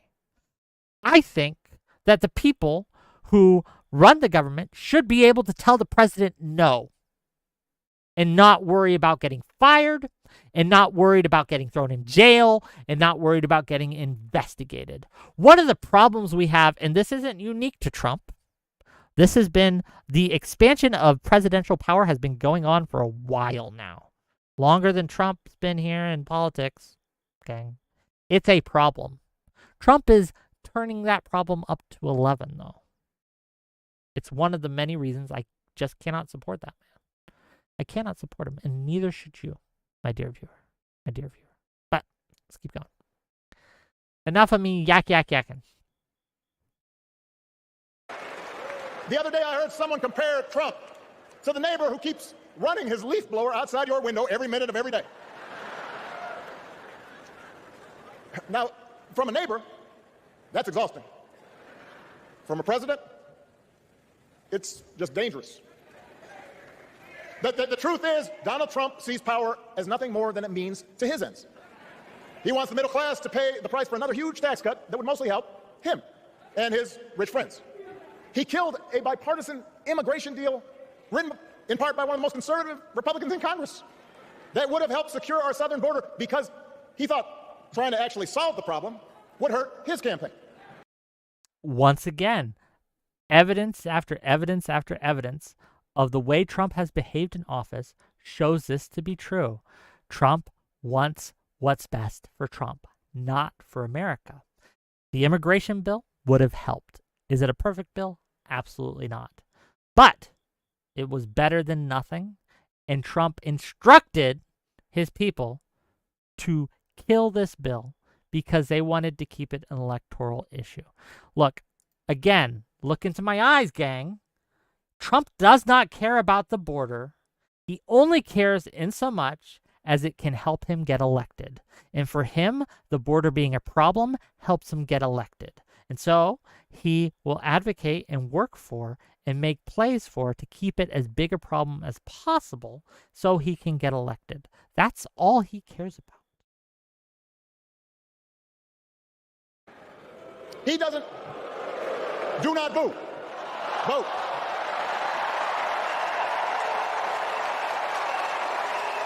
He doesn't seem to care if more women lose their reproductive freedom since it won't affect his life. And most of all, Donald Trump wants us to think that this country is hopelessly divided between us and them, between the real Americans, who of course support him, and the outsiders who don't. And that's another thing.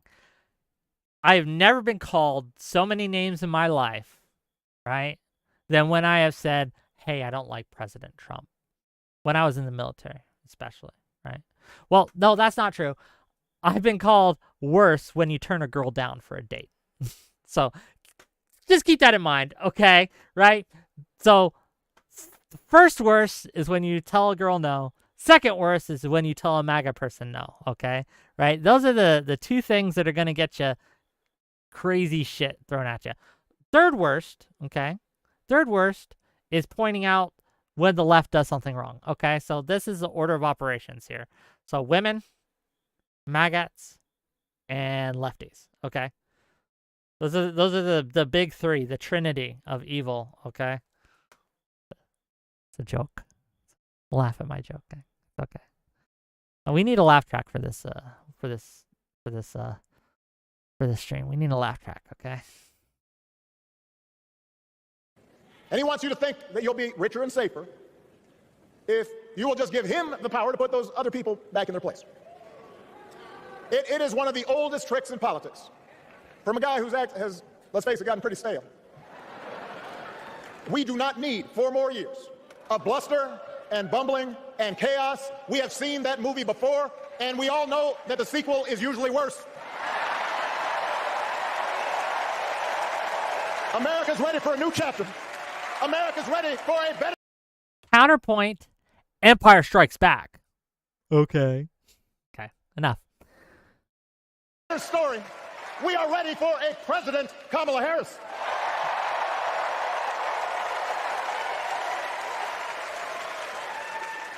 And Kamala Harris is ready for the job. This is a person who has spent her life fighting on behalf of people who need a voice and a champion. As you heard from Michelle, Kamala was not born into privilege. She had to work for what she's got. Okay, see, I criticized Kamala's speech for this. Obama does it too. They all say that they had to work for what they got. You will never find a politician who says otherwise, or a politician supporter. They're all going to say this. Everyone says this. It's just something they say. So take that for what that's worth. And she actually cares about what other people are going through. She's not the neighbor running the leaf blower. She's the neighbor rushing over to help when you need a hand. As a prosecutor, Kamala stood up for children who had been victims of sexual abuse. As an attorney general of the most populous state in the country, she fought big banks and for-profit colleges, securing billions of dollars for the people they had scammed. After the home mortgage crisis, she pushed me and my administration hard to make sure homeowners got a fair settlement. It didn't matter that I was a Democrat. Didn't matter that she had knocked on doors for my campaign in Iowa. She was going to fight to get as much relief as possible for the families who deserved it. That's a powerful message. Gang, we talked about this last week, how one of the reasons of the Tea Party and Trump's rise to power was how Obama and Bush handled the 2008 banking crisis, and how a lot of people felt that they were in big corporate's pocket, in the big bank's pocket in a lot of ways, and how they bailed them out and left the little guy out to dry. And there were some real criticisms there, and there's some real, there's a lot of real pain in that. So being able to point out how Kamala went after these big banks, right, and got settlements for the little guy, I think is a powerful message. I think it mitigates some of that anti-establishment kind of feel that is contributing to Trump and to the Tea Party and all these things. But let's keep going. As vice president, she'll take on the drug companies to cap the cost of insulin, lower the cost of health care, give families with kids a tax cut. And she is running for president with real plans to lower costs even more and protect Medicare and Medicaid. Y'all remember getting settlement checks in 2008, 2012? I do remember getting checks, okay? Tax checks, stimulus checks, or whatever they were called. They were nice, actually. Cacophony says, how the hell are you swallowing this lie? People got nothing. She fought for nothing. Obama shut down Occupy Wall Street, then him and his media cronies shifted from wealth and class articles to race-related ones. This is why we have such an issue today. If you think that she didn't get anything for her clients, you would be wrong. I'll find you some links. But yeah, she helped to hold big banks and corporate America accountable. That's just public record. What do you mean lie? How is that a lie? Why is that a lie? How am I swallowing it? Remember, I'm old. I'm 41 years old at this point. I was alive and working back in 2008. I remember, right? I remember how that played out and went down, okay? We all had some issues with how it was handled from all sides. But I think that, again, Kamala going after these people, holding them accountable, unfortunately not criminally. I would have liked to see some prosecutions for some of the shenanigans pulled, but it is what it is. I think that we work with what we can do, the art of the possible. The politics is the art of the possible. And no, I don't think that's a bad thing at all. Again, I'm not a Kamala fan by any means, but you got to give her this one. And sign a law to guarantee every woman's right to make her own health care decisions.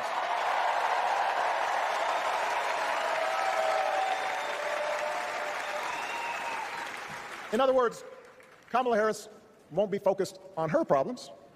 She'll be focused on yours. As president, she won't just cater to her own supporters and punish those who refuse to kiss the ring or bend the knee. She'll work on behalf of every American. That's who Kamala is. And in the White House, she will have an outstanding partner in Governor Tim Walz. Let me tell you something. Okay, so one issue I will take with this, the part he says about Trump is absolutely true, okay? But the part he's saying about Kamala, I don't know yet. I just don't. I hope it's true, but I do not know. Right? I haven't seen enough to know. It's something where I got to take people at their word to a certain extent. Do I think that she will be better for the American people than Trump is? I don't think either one were my first pick, right? Like, so again, if I was a purist, I'd be saying, well, I'm going to vote for me. I'm just going to vote for me. I'm going to write in my name because then that's the only way I'll get everything I'll want. Every single thing I want with nothing I don't. But I'm not. So I have to look at this pragmatically and I have to look at the issues that I care about and weigh them and say, which ones are, what vote can I cast that is going to get me closer to the positions that I want and further away from the positions I don't. And it's complicated at times. But luckily for me, Trump makes this one kind of easy. Trump stands for things that I stand against. I am not a believer in censorship. Trump is for censorship. I am not a believer in the rich being above the law. Trump behaves that way. I am not someone who thinks that we need to punish our political enemies and make them into pariahs. Trump disagrees with me. And I think that while, yes, I hear you in chat and I hear you in my chat rooms and things saying, oh, but leftists do this too. Well, yes, they're not in fucking power. So fuck them.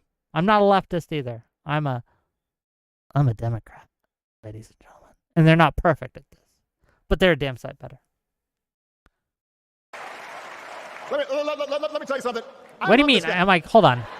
What do you mean? Am I kidding? Trump who says, I will make burning the flag illegal.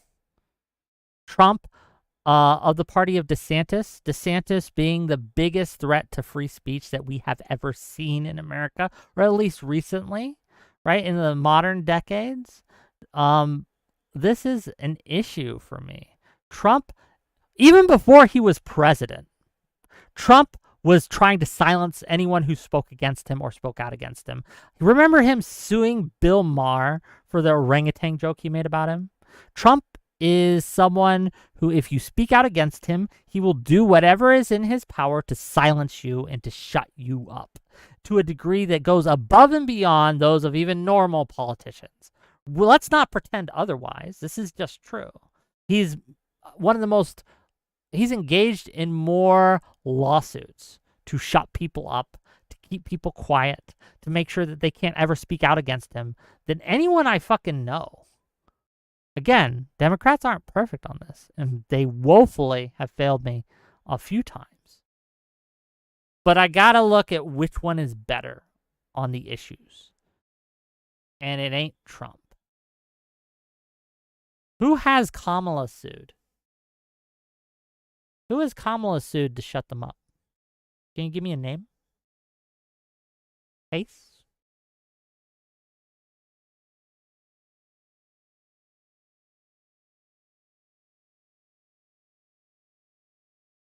The Trump lawsuit against Bill Maher was in 2012, which was way before he ran for president and had control of the law. No shit. That's my point. Is when, even before he was a political animal trying to get the presidency, he tended to be someone who would censor anyone who would speak out against him, who would use whatever power that he had, and at the time it was simply lawfare, to silence his opponents and people who spoke out against him. Yes, that's the point. So when someone with that tendency gains power, what do you think that they're going to do with that power? How do you think they are going to handle that power?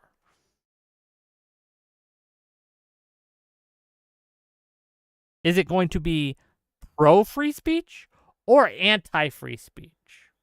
Which one will it lead to?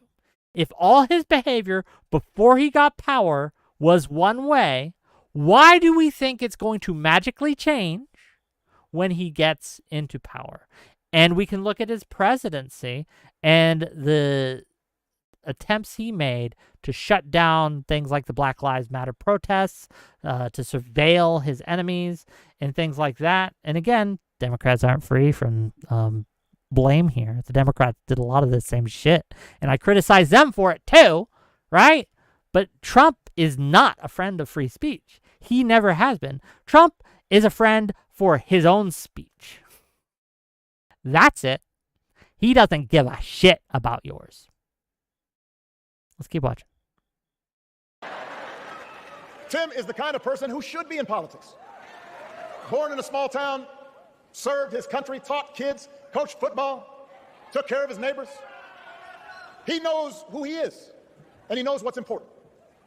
You can tell those flannel shirts he wears don't come from some political consultant. They come from his closet, and they have been through some stuff. Well, okay. Why do we care what someone wears politically? Like, I hate this idea, right? Like, oh, he's got this folksy demeanor. We should vote for him. Fuck off with that nonsense. Okay, I don't give a shit. As long as you're not naked on a beach, okay? That's right. Cacophony says, then why do we think magically Kamala will no longer be anti-gun, pro-no borders, pro-welfare for all, pro-Medicare, medical for illegals? I assume you mean Medicare. Pro-equity, everything she has been talking about 8 years, just because she hasn't talked to the press or claimed to shift in the last week. Look, I don't like Kamala's positions on guns as I understand them. I'm not for it. However, when you talk about pro-no borders, Kamala has been trying to get that border immigration bill passed. That's pretty not no borders. It's not open borders. When has she been open borders? I don't think I've ever heard her say any. Like, this is a problem, right? And you guys keep people. Okay, I say you guys, but the Republicans. This is okay. So we criticize the left for calling everyone Nazis. We criticize the right for calling everyone communists. It wasn't Obama supposed to take all our guns? I remember that. And institute Sharia law. We were going to have Sharia law and no more guns ever under Obama. How? I don't know. I don't think we're living under Sharia law, and I got a gun back there. What's going on here? Crazy how you guys are just exaggerating so much. Look, we can criticize someone's positions, but to talk about how Kamala's open borders is just not true. It's not, again, not based on the legislation that she's tried to pass. Econo Boy says everyone on the left is a communist. So, Econo Boy, you are not an Are you a communist, Econo Boy? Man, if I was an economist, okay, or communist, I should say. If I was an economist and someone called me a communist, that'd be fighting words, okay? Communism's a joke. Well, let's be real. Communism is the moderate wing of fascism. I'm the least communist person I know. That's why I'm voting for Trump. MAGA. Yeah, kind of boy. Okay. Jokes. You got jokes. Let's keep going. I do got a small show I'm going on in about 30 minutes, and I want to get through this. We're going to talk about Alien Romulus. So if you guys want to stick around for that, let's get through the speech. Together, Kamala and Tim have kept faith with America's central story. A story that says we are all created equal.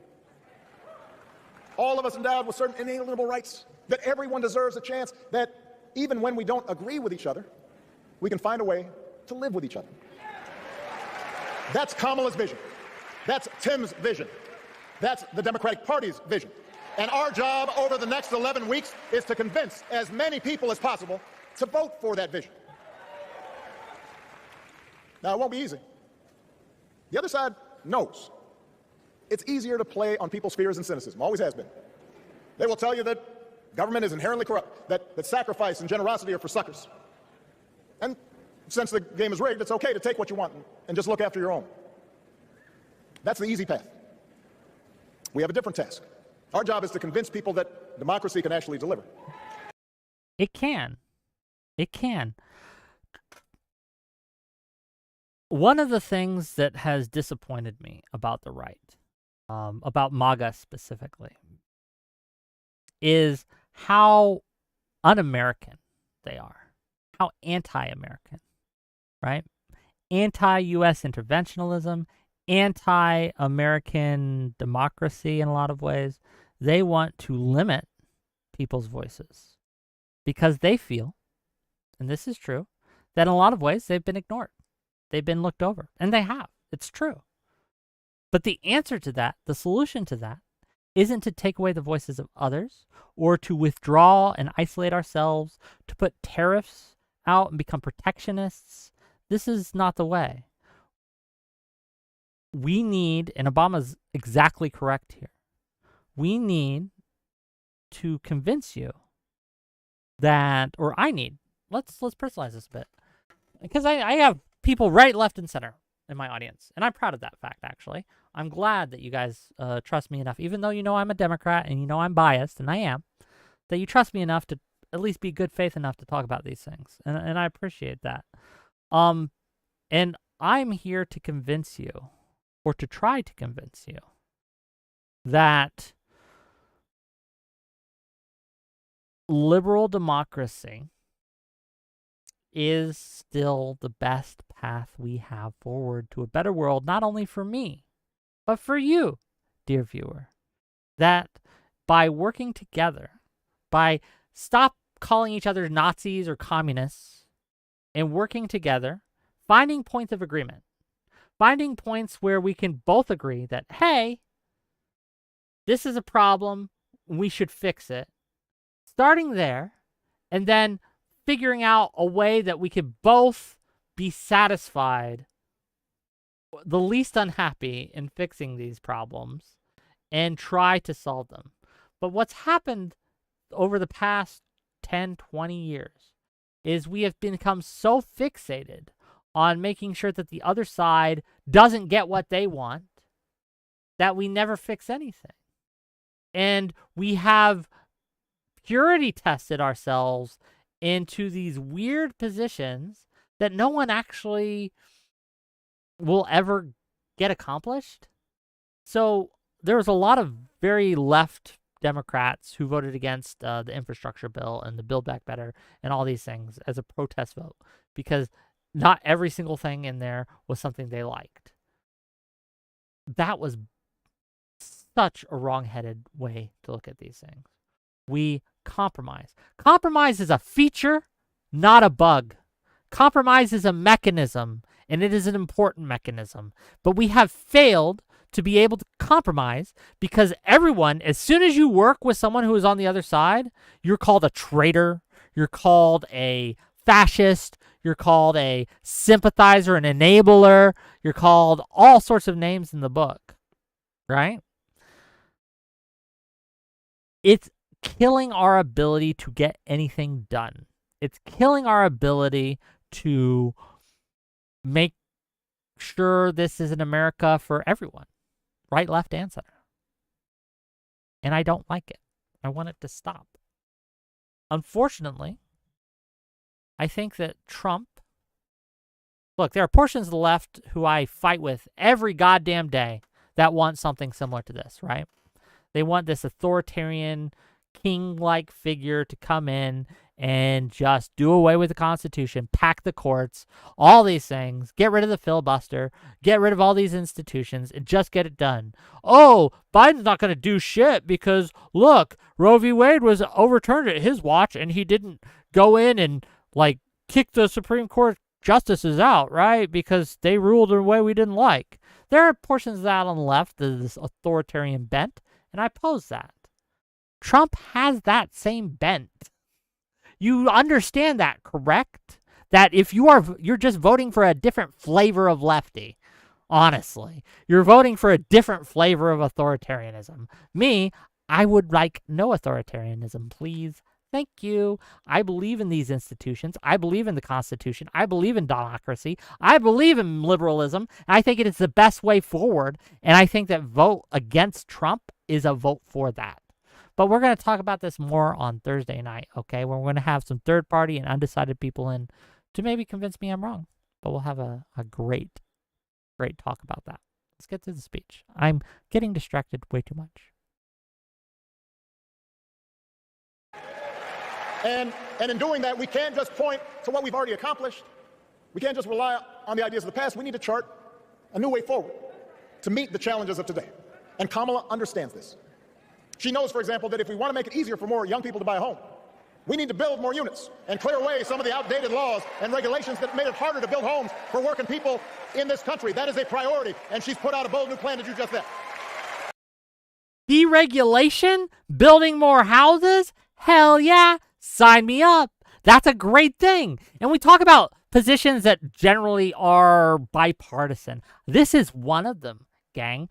I guarantee you the left does not like this position, right?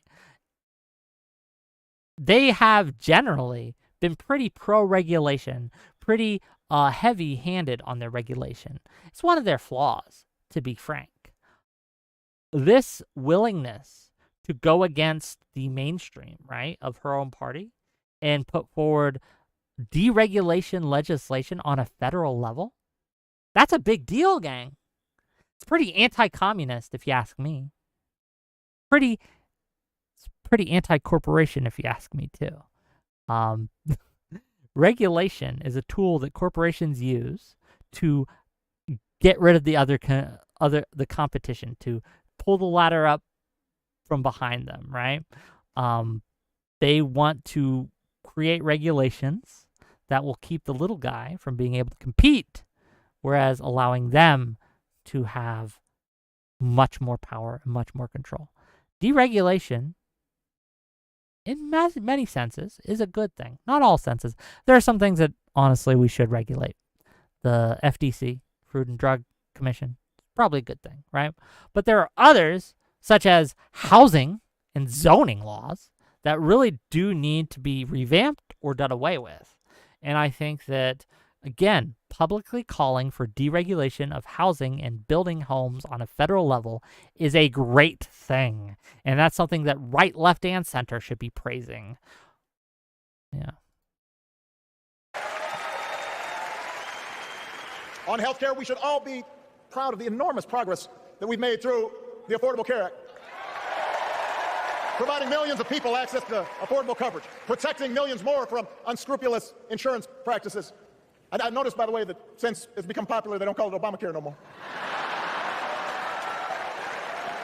But Kamala knows we can't stop there, which is why she'll keep working to limit out-of-pocket costs. Kamala knows that if we want to help people get ahead, we need to put a college degree within reach of more Americans. But she also knows college shouldn't be the only ticket to the middle class. We need to follow the lead of governors like Tim Walz, who said, if you've got the skills and the drive, you shouldn't need a degree to work for state government. And in this new economy, we need a president who actually cares about the millions of people. Hey, let's focus on that. Do you know how pro-men that position is? We can look at the statistics, how less and less men are getting into colleges, right? Less and less men are even applying to colleges. Less and less men are getting college degrees of any sort. This is really one of the downstream effects of that is they do not qualify for a lot of these positions. So removing the need to have a college degree, if you can demonstrate competency and if you can demonstrate that you're qualified for the position in other ways, I think it's a great thing.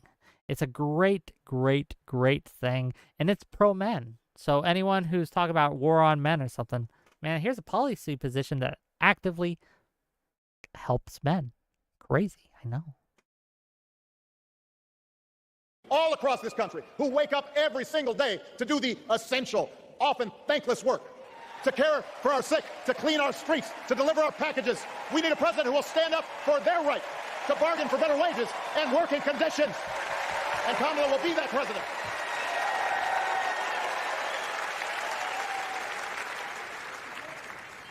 Yes, she can. Rabid Wombat says, this is a Republican position being adopted by the left. Good. You're right, it's good.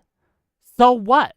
If a policy is good, but it comes from Republicans, it doesn't make it a not good policy. And in fact, I would rather adopt the policy that is good, whether it's Republican or Democrat, than any other thing. I don't look to see if a policy was proposed by a Republican or a Democrat before I decide whether I support or oppose that policy. I look in what I think the policy will affect and how it will behave and what it will do. Maybe I'm an outlier here. Maybe I'm different. Maybe I'm built different. I don't know. But yeah, I am all for adopting every single good, positive Republican policy that gets put out there. Hallelujah, I'm on board. Sign me up. I'm for opposing any bad policy from the Democrats that gets put up there, okay? And if you can't say that in reverse, if it's the only reason you're opposing a bill or opposing a policy is because a Democrat put it forward or it's considered a Democratic position, you're a team sports guy, okay, or girl, right? Girls can be team sports guys too. Okay, you're playing team sports. Stop that. Cut that shit out. We need positions and policies that are good, regardless of the source. So yes, this is another reason that I think that Kamala might be a good president. She's willing to adopt good Republican positions. Good. Yes. If a policy position is proposed by even Donald Trump and it's good, steal that shit. Adopt it. Good. Yes. Let's do that more.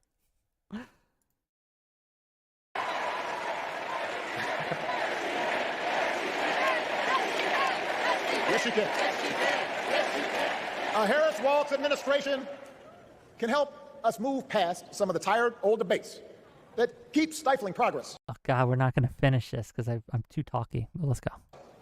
Because at their core, Kamala and Tim understand that when everybody gets a fair shot, we are all better off. They understand that when every child gets a good education, the whole economy gets stronger. When women are paid the same as men for doing the same job, all families benefit. They understand that we can secure our borders without tearing kids away from their parents. Just like we can keep our streets safe while also building trust between law enforcement and the communities they serve and eliminating bias, that will make it better for everybody.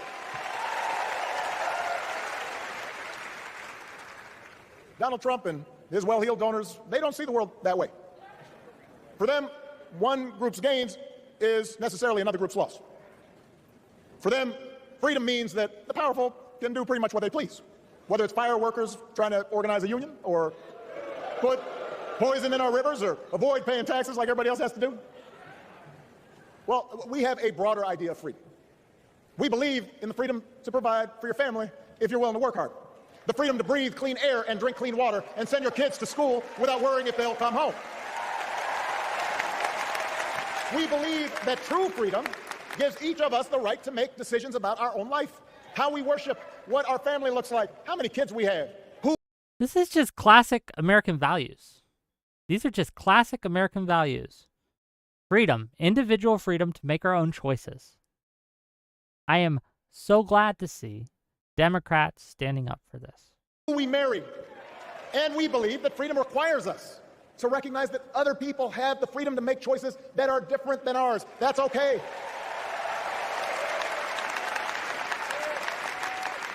That's the America Kamala Harris and Tim Walz believe in. An America where we, the people, includes everyone. Because that's the only way this American experiment works. And despite what our politics might suggest, I think most Americans understand that. Democracy isn't just a bunch of abstract principles and dusty laws in some book somewhere. It's the values we live by. It's the way we treat each other, including those who don't look like us, or pray like us, or see the world exactly like we do. This, I think, is very important. There is this idea that if you are politically aligned with me, that you are a good person. That's not necessarily true. People sometimes ask me, which would you rather? A good man with bad politics or a bad man with good politics? And I take the good man every single time. A good man with bad politics can see the error of his ways, can be shown the error of his ways. A bad man has no such scruples. Or a bad man has good politics because it supports him in his beliefs. A good man might change them based on how it might affect others. So yes, every single time I will pick a good man with bad politics over a bad man with good politics. Because what you think, what you believe, does not matter. It's how you behave. The only reason what you think and what you believe has any value is in that it informs how you behave. If you are treating others with respect, dignity, and kindness, you could be MAGA. I don't care. You're fine. You're fine. You're welcome here. You are a good person, and you may be wrong on politics. You may be dumb on politics, but you're a good guy or a good girl. You could have every single policy position that I have, right? You could line up perfectly with me politically. But if you're an asshole, I don't want to hang out with you. You're an asshole. I don't care what you think. I don't care what you believe. The only reason I even care a little bit about it, because it informs how you behave. It's how you behave that matters.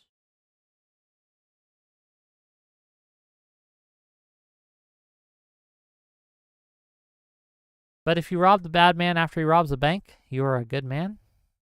What do you mean rob the bad man after he robs the bank? Look, if you were robbing someone in a dark alley and it just so happens that he was running away after robbing a bank, that doesn't make you a good person. Why would it? Right? What if it's a Nazi bank? Okay, you guys are being silly in the comments, okay? Ant says good people with bad politics is like 80% of the world. LOL. Maybe. Gang. Okay, so we can't finish the speech, unfortunately, but it's good. You can finish it on your own. It's easy enough to look up on all sorts of YouTube channels and news channels, and you can see his and the rest of the keynote addresses. If you liked this content, hit that like and subscribe button. We're not ending. I'm going on to someone else's show in a moment here. So give me a minute, right? Next stream when? Next stream's tomorrow. Tomorrow I'm going to be having Lactoid on, who's made some comments that Democrats are a threat to democracy. He claims that Democrats are the ones that are making democracy under attack. And I've invited him to discuss it with us. So we might be having some other guests too, but he will be with us tomorrow at 6 p.m. Eastern. Lactoid's one of my favorite people, actually. I really like Lactoid. Remember when I said things about good people with bad opinions? Okay. I'm sure he'd say the same about me. But right now we're going to go and we're going to talk to Tachyon Blue and some others about Alien Romulus. The guy invited me to talk about Alien Romulus. I saw it the other day. I thought it was a very good movie. He wanted to discuss Alien Romulus. I don't know how long we're going to have this discussion, but we're going to go on his show and we're going to see. So bear with me a moment while I switch here. Okay. Link me to your Discord. Link again. Yeah, again, transitioning here. Did you guys see Alien Romulus? Did you guys like it? It was a good show to you? Did you like the movie? I saw it. I thought it was the best Alien movie since Aliens. I think that the holy trinity now is Alien, Aliens, and Alien Romulus. You could skip the rest. They don't matter, right? But I think those three are pretty core to the whole experience. It was that good. I think that the acting was well done. The script was well written. The animatronics, such as they were interesting. It's a good throwback. Aliens versus Predator, you can skip it. You can skip it. Okay. Let me go into the waiting room here, and just bear with me as I switch scenes. So don't panic as we go here. Let me go to the. Oops. Let me go to the.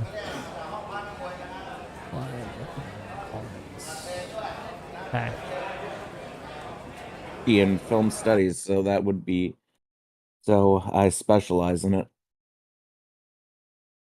I specialize in all internet discourse. Okay, digital communications major. So only a BA. So all the way. What's up? Yo, I specialize in your mom. Okay, that's what I specialize in. Yeah. Good luck with that. No. Give me a second. I'm trying to get the actual capture for my people here. Hold on.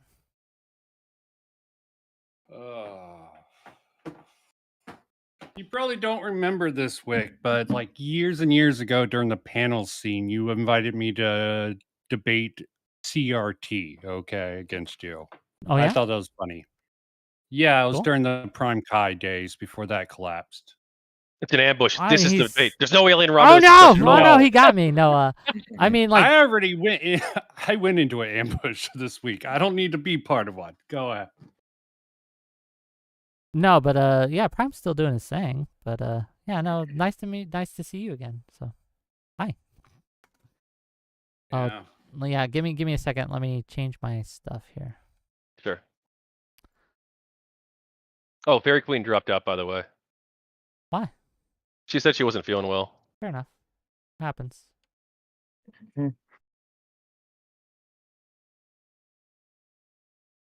Yeah, I reached out to some people to get a last minute replacement, but most of the people I reached out to hadn't seen the movie, so.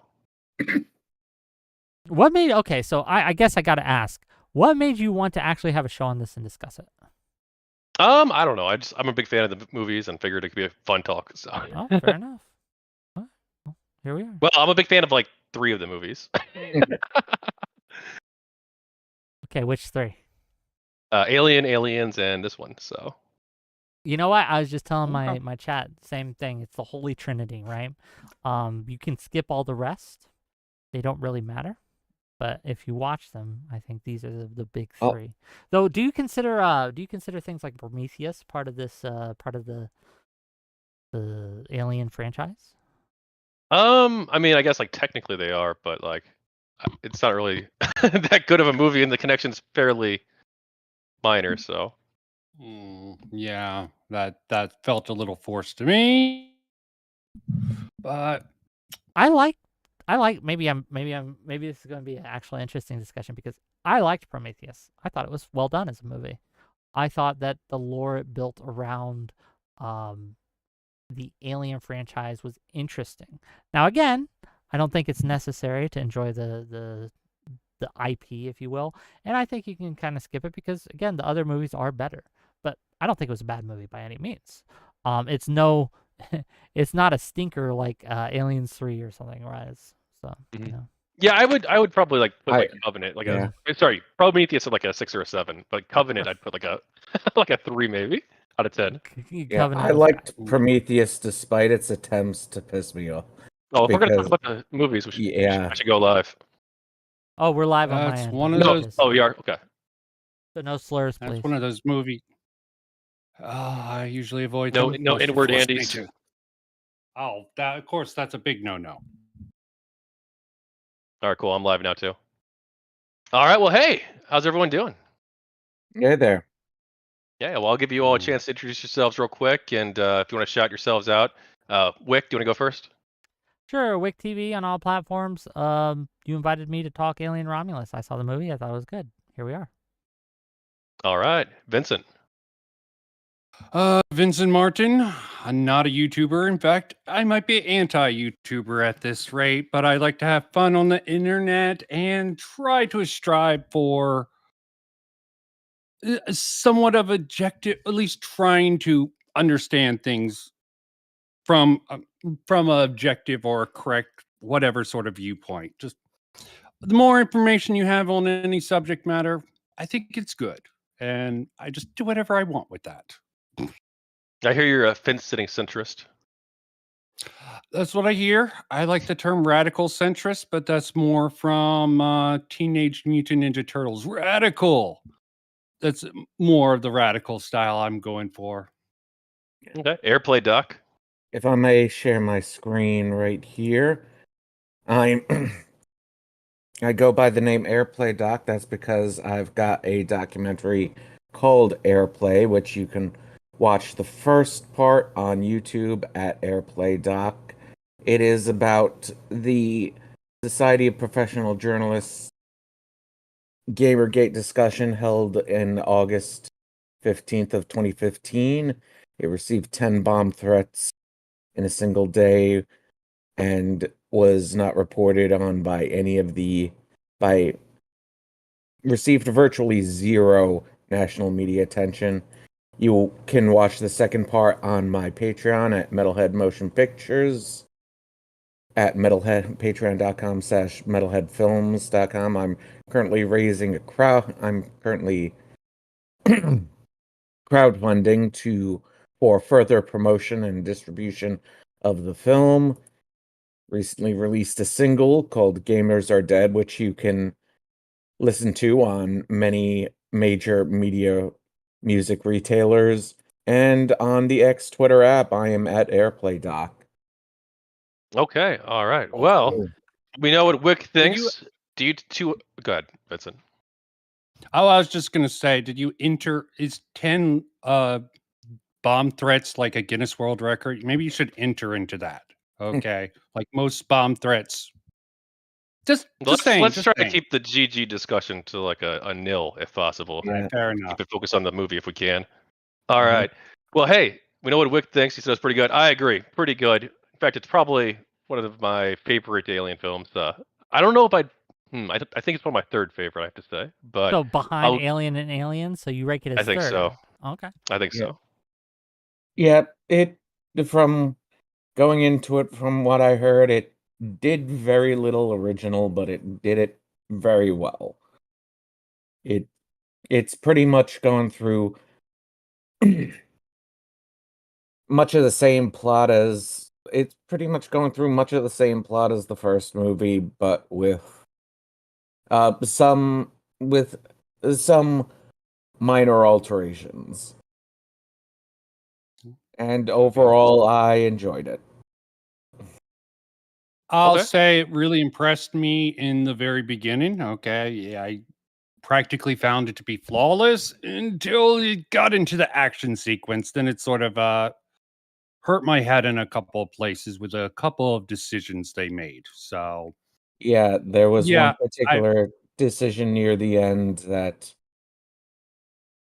I immediately asked you about it right after you did, yeah. watching it. Yeah, and because it's a choice that just comes out of nowhere. Also, there will be spoilers if you're watching, by the way, so feel free to spoil away. So what you asked me about, Raymond, you asked me about why did Kay inject herself with the black goo? Which at first I'm like, when I first saw that scene, I'm like, oh my god, what a stupid decision. But yeah, I think it kind of makes sense. I mean, because she probably didn't think she was going to make it.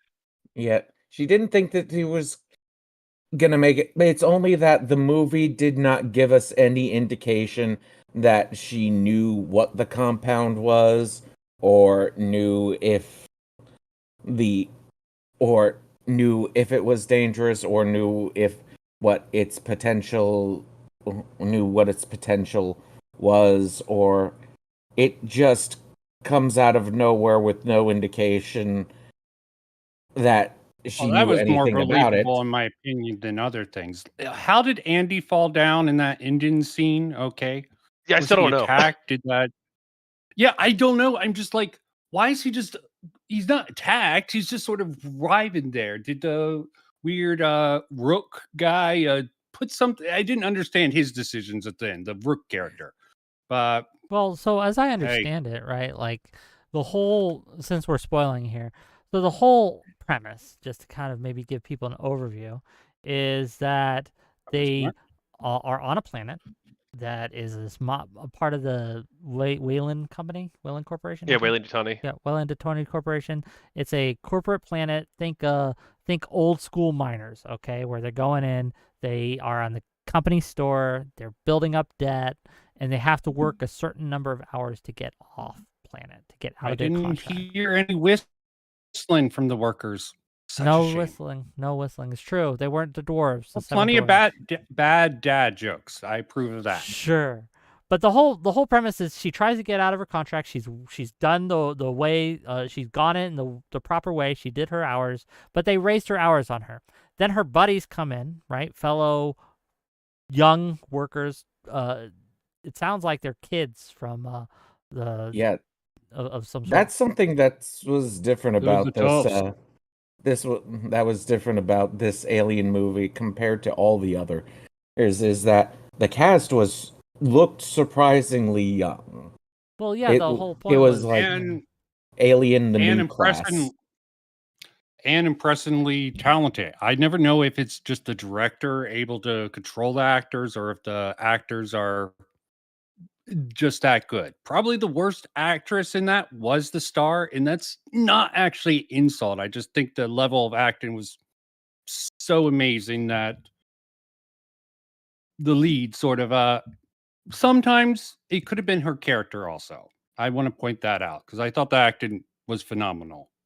But it could have been the Most of the director. cast was pretty standard horror. Well, what was your favorite was acting pretty scene much in the movie? well, Let's be more pretty specific. standard. Well, Probably for me, I was Andy, gonna say that. David Johnson, David Yeah, Johnson's character. I definitely. think The throughout switch the between- film, yeah, this Yeah. was between when he was controlled by the chip versus when he was himself. Yeah, It's he great. has to pretend to have like two completely different personalities, and he pulled that off really well. I was gonna say that the cast was standard horror movie cannon fodder or meat fodder, But with or a twist. So do you consider it a Well, I horror agree. movie or an action? A mix of both, It I think. switches. That's the problem. So They I have like the this action mode. well, It's like the it's sort of like difference a mix between like Alien and Aliens, like something in between. Yeah, Alien Well, would I the thing- consider horror. I consider Alien a straight horror movie. Aliens was an action movie. Yeah, I agree. Well, the difference between action and horror is pretty much just the whether or not you are relying upon suspense or whether or not it's a kind of you're just paying attention to the like dance of movement, the choreography, whatnot, and how they move through the scene. In my view, there are two kinds of action sequences. There are dance and there's suspense. There's one where you are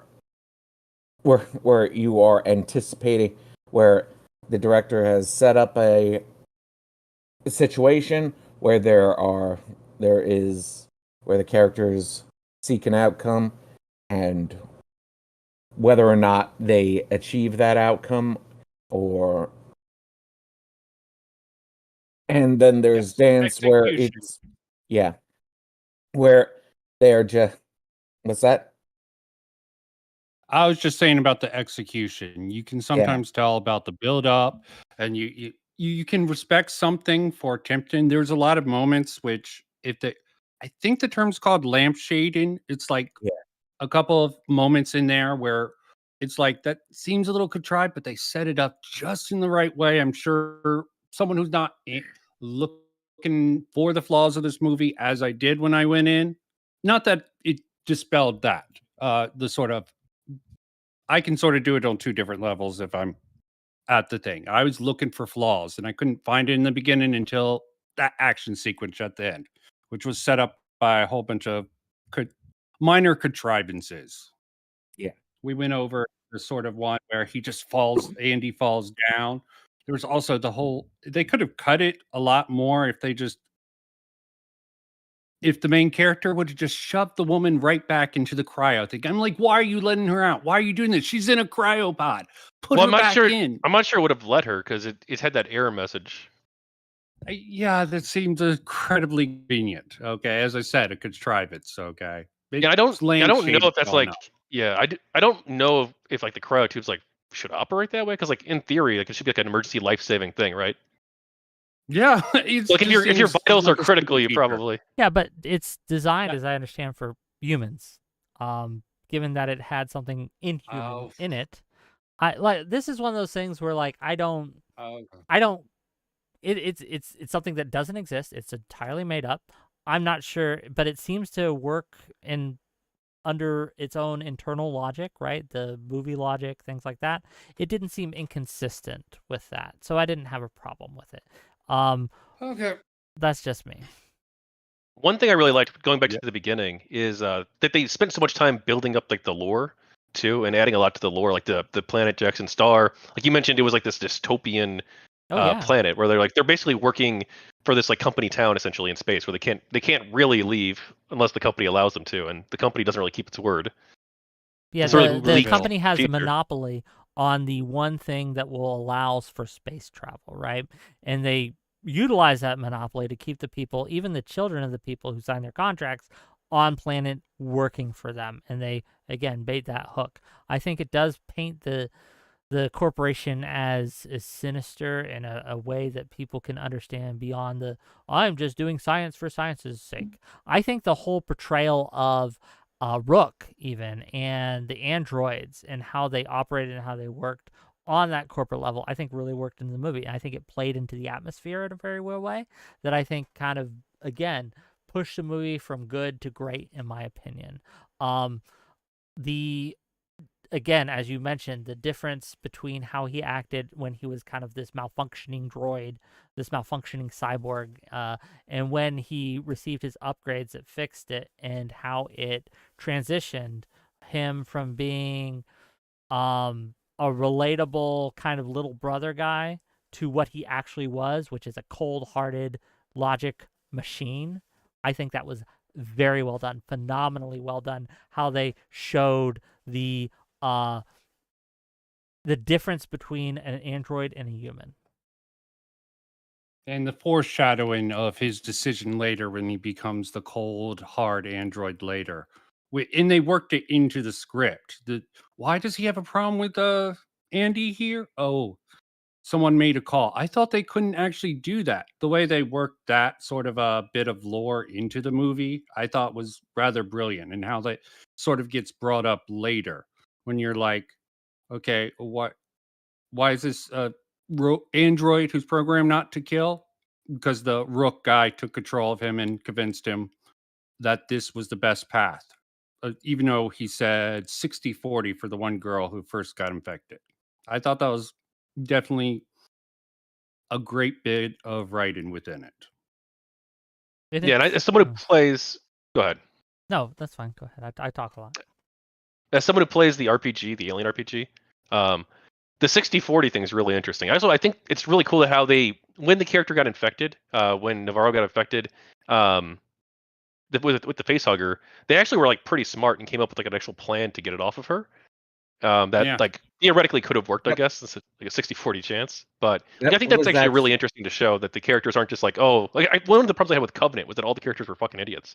And that they all basically just got themselves killed. Look, sometimes that can make for a good show. Do you guys ever watch The 100? One of the charms of that show is how at any episode there's someone making a really bad decision, and that switches off. That would annoy the hell out of me. No, it's fun because you know what's happening. But I get what you're saying about Covenant. Is it didn't have that charm to it. And in this one, they aren't making bad decisions though. Like everyone seems to be acting at least somewhat in a reasonable manner. Now we know it's a bad decision to go into that room with the alien stuffs and have it heat up because we know what something the character does not. But it's a difference between when you do know what the character knows, and they know what you know, and they're still making a decision you think is the stupidest decision you've ever made. I think the scene... They know there were aliens there, though. Well, they didn't. Go on. Well, they didn't. That's why there wasn't a... Well, they didn't. Yeah, they didn't at the time. That's what I'm saying. Now, they found that out later, right? But I think that the interaction when you had them trying to open the door to save that girl, okay? There was a door, and she was begging to get out. And they're begging the android, the only one who can open the door, to let her out to save her. Because, again, the alien's been attacking, been killing people. They want to save her. Her friends want to save their friends. And the android refuses because he sees the alien waiting for them to do that. And he knows that if he opens the door, that not only will she die, but the other people that he's with will die as well. And I think that's a good showcase of how human emotion can actually be a bad thing, and the wanting to save your friends can actually be a bad thing that there needs to be limitations on. And I think that's a good moral question. That's one of the reasons I love the movie, is because it raises moral questions. It raises interesting dilemmas that are fun to kind of play out and think about. Well, in a way, it is reasonable decisions on that. Disagreements. It is kind of a reversal of some similar thing that occurred in the first in the original Alien movie by Ridley Scott, the '79 Alien movie, where John Hurt first gets hit by the facehugger and they are trying to get him back on the ship, and Ripley is not allowing them to get back onto the ship, or else because that alien is unknown and it might infect everybody else on the ship. But John Hurt, as the android, John Hurt, as the android, makes the choice. He used to open the door and let everybody in. That spoilers for people who haven't seen Alien before, but John Hurt is the android in that movie, and he was working for the corporation Bishop, the I whole believe. time. And yep, No, Bishop was Aliens. Oh, okay. Sorry. He's talking about Ash, I guess. yeah, Ash. Okay. And they use the android's Hurt. the same model as Ash's too, which is pretty cool. Rook is. Yeah, they Yeah, deep I faked thought so. John Hurt, who is dead. John, who is dead, is they deep faked his face on Rook for Rook on this movie. Yeah, and that was a little disconcerting. I mean, I sort of liked it, but it was very disturbing. Okay, I respect the decision still. and in the credits you can see that Go ahead. in the credits you can see that they thanked the family, and his name might not be John Hurt, is it? Let's not get bogged down by trying to remember names. But yeah, I mean, I liked a the lot of those original actor elements. who played Ash. I mean, Ian Holm. I believe he died a few homage. years ago. I'm being told Ian Holm played Ash, not John. Oh yeah, Ian Holm. Be yeah. wrong. Chatters are awful. And W for the chat. Troll. So you were talking about earlier. You talking about why did Kay inject herself? They didn't. She didn't know what it did. But there was a scene, I believe, actually, when they're in the hallway with all the facehuggers that had already impregnated the space station people, the people who worked there, where they do talk about how it worked on the rat. And remember, I think Tyler tells her to inject it, but then Rain says no. Safer to get to her to the cryopod. Okay, that's what makes her going back for Andy a little annoying. Yeah. I'm like, get her to the pod. What's going to happen? I don't know. Sorry. Yeah, they were going to crash into the rings, so they were on. As Wick brought up, it's like a moral dilemma. Do you go? You know she's probably going to be safe, which she wasn't because she was already really hurt. Okay, would have been probably safer to lead her up and get her into the cryopod and maybe come back for Andy later. They do establish she has a unhealthy attachment to her android because of the connection to her father. It is sort of mitigated by that factor, but still bothered me in the end. As I understand, moral dilemma. Yeah, as I understand it, for her to go back for Andy, that was one part that felt very contrived. That for the action, and as it was getting into the third act, the number of contrivances is kind of. What do you guys mean by contrived? Because I'm struggling. It seems like a decision that doesn't make sense. Okay, like I didn't understand why Rook all suddenly like wouldn't open the door. Okay, and that maybe it's explained. Yeah, and that. So hold on. As you were talking about the just how I felt like the attempts to make the Weyland-Yutani company seem extra evil in this movie just kind of hit a wall of logic. They're now evil to the point where it no longer doesn't logically make sense. Well, but he was a broken down robot, so that's what makes it somewhat very damaged robot. I like that she went back because she viewed him like throughout the whole film. She refers to him as her brother. Yeah, this was foreshadowed from the beginning. Like to say it was contrived. I know. mean, only in the sense that the scriptwriters obviously made it happen because they're scriptwriters. This isn't natural; it's all made up. But the whole idea, the whole point of the movie was her relationship with the android. That was one of the major through lines of the movie, was how she treated the android and how she viewed him as a brother and as a family. And that's one of the points of tension through the film, how she feels betrayed by him and things like that.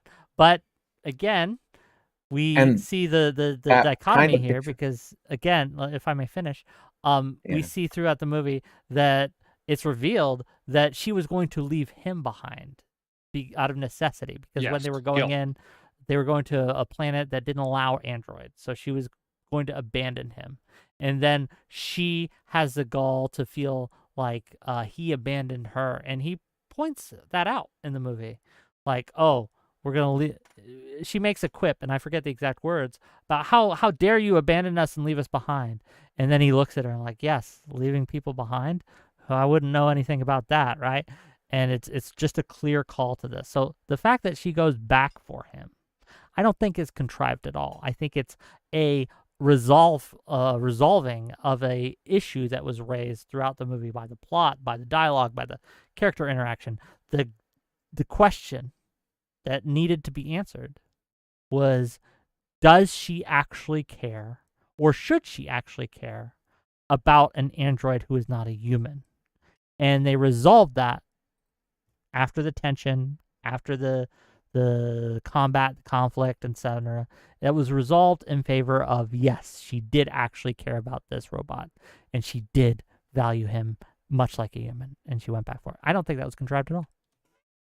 It's more about how he fell down. It wasn't explained properly why he just started spazzing out. It forced her to make that decision. That's more the contrivance there. Yeah, but I thought maybe I looked away or blinked or something and I missed something, because I'm like, why is he on the ground all of a sudden? I don't remember. I mean, maybe if I watched it a second time around, maybe I will catch it. Maybe it was just way too quick to understand that, and most people won't catch it. Okay. Or like the reason could be like that Rook didn't think that he would be useful to them anymore, which is also like maybe why he didn't open the door too.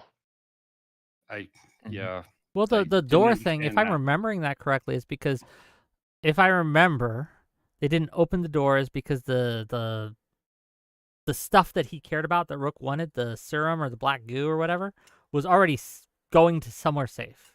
And if he opened the door, the aliens could, again, much like, and it's a callback to when, I forget his name, the black android, did not open the door. Because if he'd opened the door, it would endanger everyone else and the other people that he cared about. And Rook was Andy. I posted all the names in the group chat, by the way. I appreciate that. Andy, right? Andy, the android, foreshadows this decision and foreshadows the decision of not opening the door. And when Rook refuses to open the door, it's for similar logic and similar reasons. And so we can see the dichotomy of the logic playing out. In one instance, it makes sense, right? And we're like, oh, okay, this is kind of altruistic-ish. But in another instance, it's very sinister. And the difference is who or what is trying to be protected. And in the case of Rook, he was trying to protect the goo stuff. In the case of Andy, he was trying to protect the people. Can we start calling it the compound? Because I don't like calling it goo. Goo, the moist It is black goo. That's the canon. Okay. As for that, I mean, all that makes sense. It's all reasonable logic to go with that. It just seemed like it was to force her to go against the aliens and have a rather cool ass sort of sequence where they're worried about the acid blood. So they turn off the gravity. It's all very nicely done, how that scene's depicted and how it's done. Though I do recall that that concept of turning off the gravity so the acid blood doesn't affect, so that the acid blood doesn't get through the hull is something that has been kind of thought about in alien fan circles and discussed. Like the same thing with freezing the base of the facehugger's tail so it doesn't choke so that it doesn't choke the host. And one thing too, so Rook tells Andy that his new directive is to do what's in the best interest of the company, and that's presumably what Rook's operating under as well. So I think it makes sense that Rook actually not only does he not want the aliens to go and attack the K, who's carrying the black goo, but also he probably doesn't necessarily want them to live unless they're useful to him, because like presumably it would be bad for the company if this came out, if this became public knowledge that they were working on these space station, they work on the space station with these creatures and breeding them and creating them and killing people. But again, so evil that it's logically incoherent. Why not just have them? Why not just have them survive with the compound?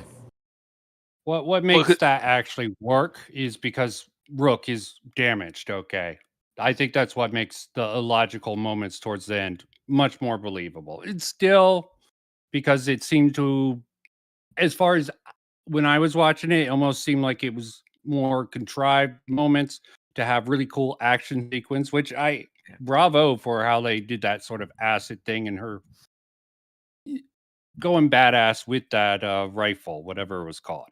I like that. Okay, probably homage to several different things within the series. Yeah, though they established before that the a pulse rifle is aim assisted, so it's really it's really doing that automatically. Yeah, we all know women can't really don't shoot diminish anything. Don't diminish her power. Don't diminish her skill. Here.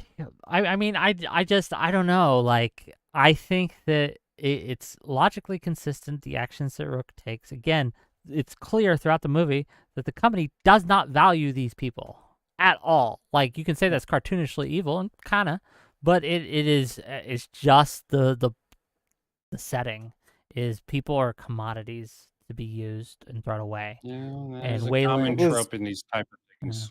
So, well, and that's established at the whole film too. Like even in the very beginning, when she's denied transit off the planet, and when they're obviously the miners are obviously getting very, very sick and dying, like her parents, and apparently some of the other people's parents as well. Like clearly, the company does not give a shit. Clearly, the people working for the company. When she went to that one place, it said, "Oh yeah, you have the hours." That woman literally just probably had the order to double it if someone comes and asks to get the release. They were probably said to stop. It's a stop loss. Remember, in the military, right? You'd get stop loss if your time was up. It's basically that. Yeah, but this is just because of someone's kid. You were born.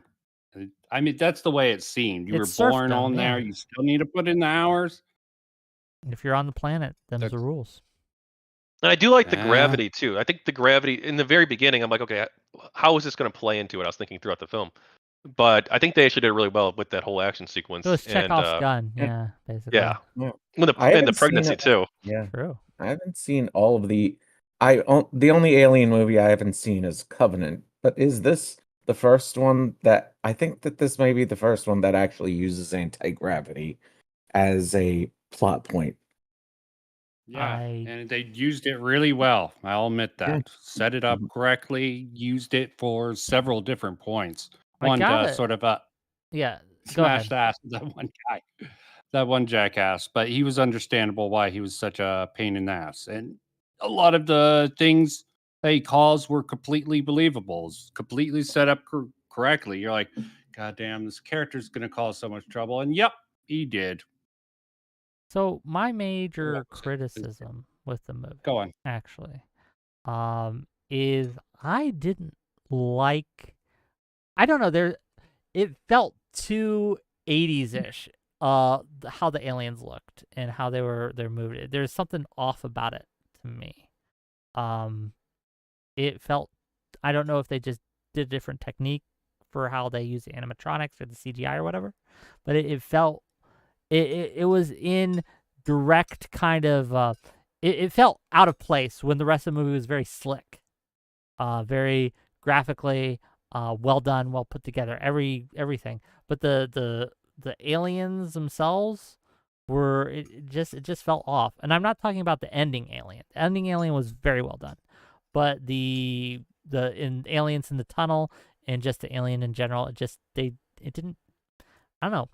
There was something about it that was like something stuck in my teeth. That's all. And I have to disagree because the aliens and that's probably why That's probably the reason you feel that is because the aliens in this movie. From what I hear, Freddie Alvarez said whenever we resorted to practical effects whenever we had the ability to do so. So you could tell that all the aliens were inside the room with the actors, on stage with the actors as it was happening, and the ending alien, that this is going to be a spoilers, that kind of alien human hybrid thing. Not only did it result from a plot contrivance that I feel wasn't set up very properly, but it didn't. But compared to H.R. Giger's design, it was just not very. It was. You can just say, okay. You can just call it bad. Call a spade. Okay. I like the body horror. I thought it was. I don't know. I like the whole body horror aspect of it. I mean, H.R. Giger's design. It's just comes up whenever they try to add something that's not derived from H.R. Giger's original design, is that H.R. Giger's design is just so unique and iconic, and everything else from it and any kind of derivative they try to make just looks so. Yeah, uncanny. You're probably getting an uncanny valley effect. It looks so similar to something you really respect, but off in a weird way. It's the probably the uncanny valley effect. That's similar, not but really the uncanny valley effect. That's when something looks in a weird way. Looks extremely human, but is just off a little bit, that it just feels uncanny. This effect is just like people trying to imitate H.R. Giger, but in a way that doesn't leave much of an impression. I liked the alien design in this. I thought they looked good, so I'll disagree with you there. But maybe if I go back and watch it again, I'll see things differently. But one thing I thought that was interesting was from a filmmaking perspective, I think it looked good, but there were so many sequences where the aliens are moving relatively slow. And maybe that's because they're in slow mo filming it, basically showing a slow motion, in the when they're moving in the corridor, chasing Andy and Rain. It seemed like they were just moving slow, and then when they're crawling in the up top, when the wind pulls Tyler up, it just seemed like they were moving slow, but it looks good. I can tell why they did that, and it's like they're not going to act right away and kill them. It builds suspense for the viewer. So I think from a filmmaking perspective, it looks really well. But it's not really what I expect from playing a lot of alien video games, where they're just constantly trying to kill you at all times. Well, that needs to be a challenge. They can't really set up things properly. Plus, the aliens in this context, there's way so many. I did like the fact that they utilized face huggers. I mean, have they done this before? I can't remember the previous alien movies, but just the army of face huggers, I thought was a really cool concept. That has previous aliens had that sort of thing with the face huggers? Not in the movies. I guess. Wait, we did Alien. Did the fourth movie, Resurrection, have a bunch of face huggers in it? I've put that movie out of my head. Don't talk about that. Yeah, and though what was interesting was just with the face huggers in this one was just how they used what would you call? I guess you would call it the face huggers proboscis, which it was just the way it was trying to. There's no real elegant way to say this, but deep throat the crew. That you could okay. that very nice. Well, the one scene where one of the characters is just keeping the face hugger just an inch away from his face, and his proboscis is just I did like the fact around his jaw. They really played into the sexual nature of these things. Yeah. Again, the allegory for rape was one of the themes of Yeah, the first. and when they take off really played into it for this one. Yeah, Yeah. And should we talk about the way that they? Because was that a okay? Was that a did they add a cocoon stage to the aliens' original uh metamorphosis cycle? Because that what it's not it's kind of hard to avoid. It looks like a vagina. And when I saw this, there was a couple in front of me, and when they saw it, immediately the lady started giggling because Yeah, truly a good toy. He tried to destroy the alien with, and that wasn't a great thing. well, and one person I follow on Letterboxd, and I follow Cat Eckers, the YouTube content creator on Letterboxd. It's a movie reviewing app, and his review for this movie was just one sentence that mentioned the acid vagina. That So one person that is sequence, killed.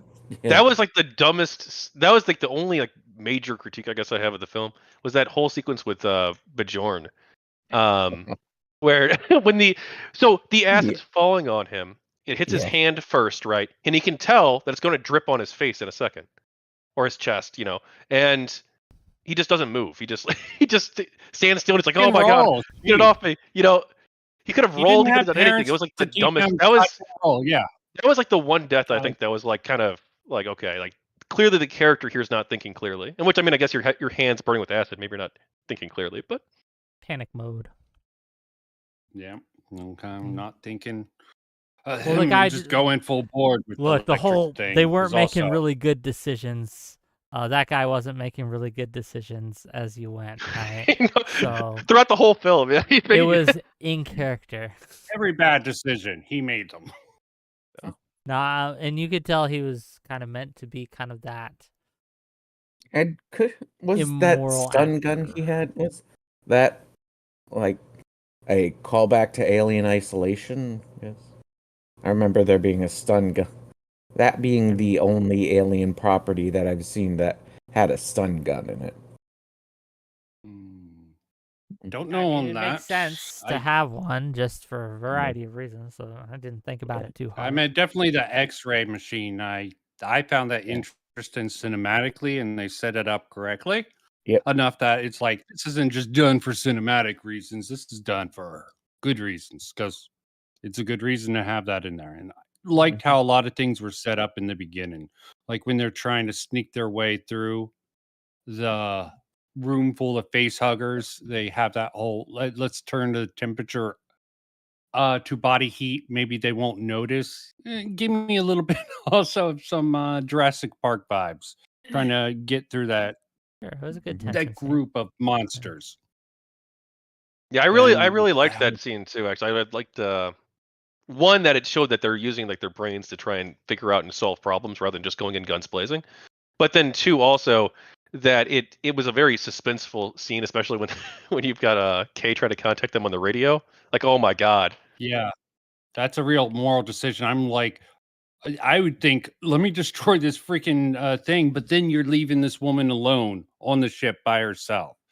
That's one of the moral dilemmas that I really did like. Yeah, very good use of very good use of silence in that scene.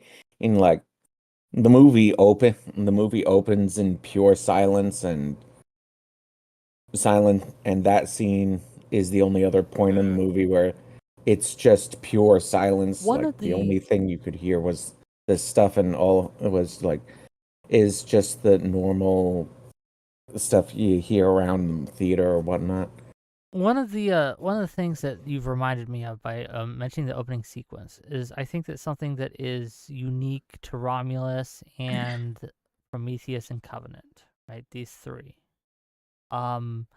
The sense of religiosity that is kind of presented. So if you remember, when they're pulling in the rock, the asteroid, and they're cutting it up, they have this, it looks like this council, right? And they're all in this special gear, right?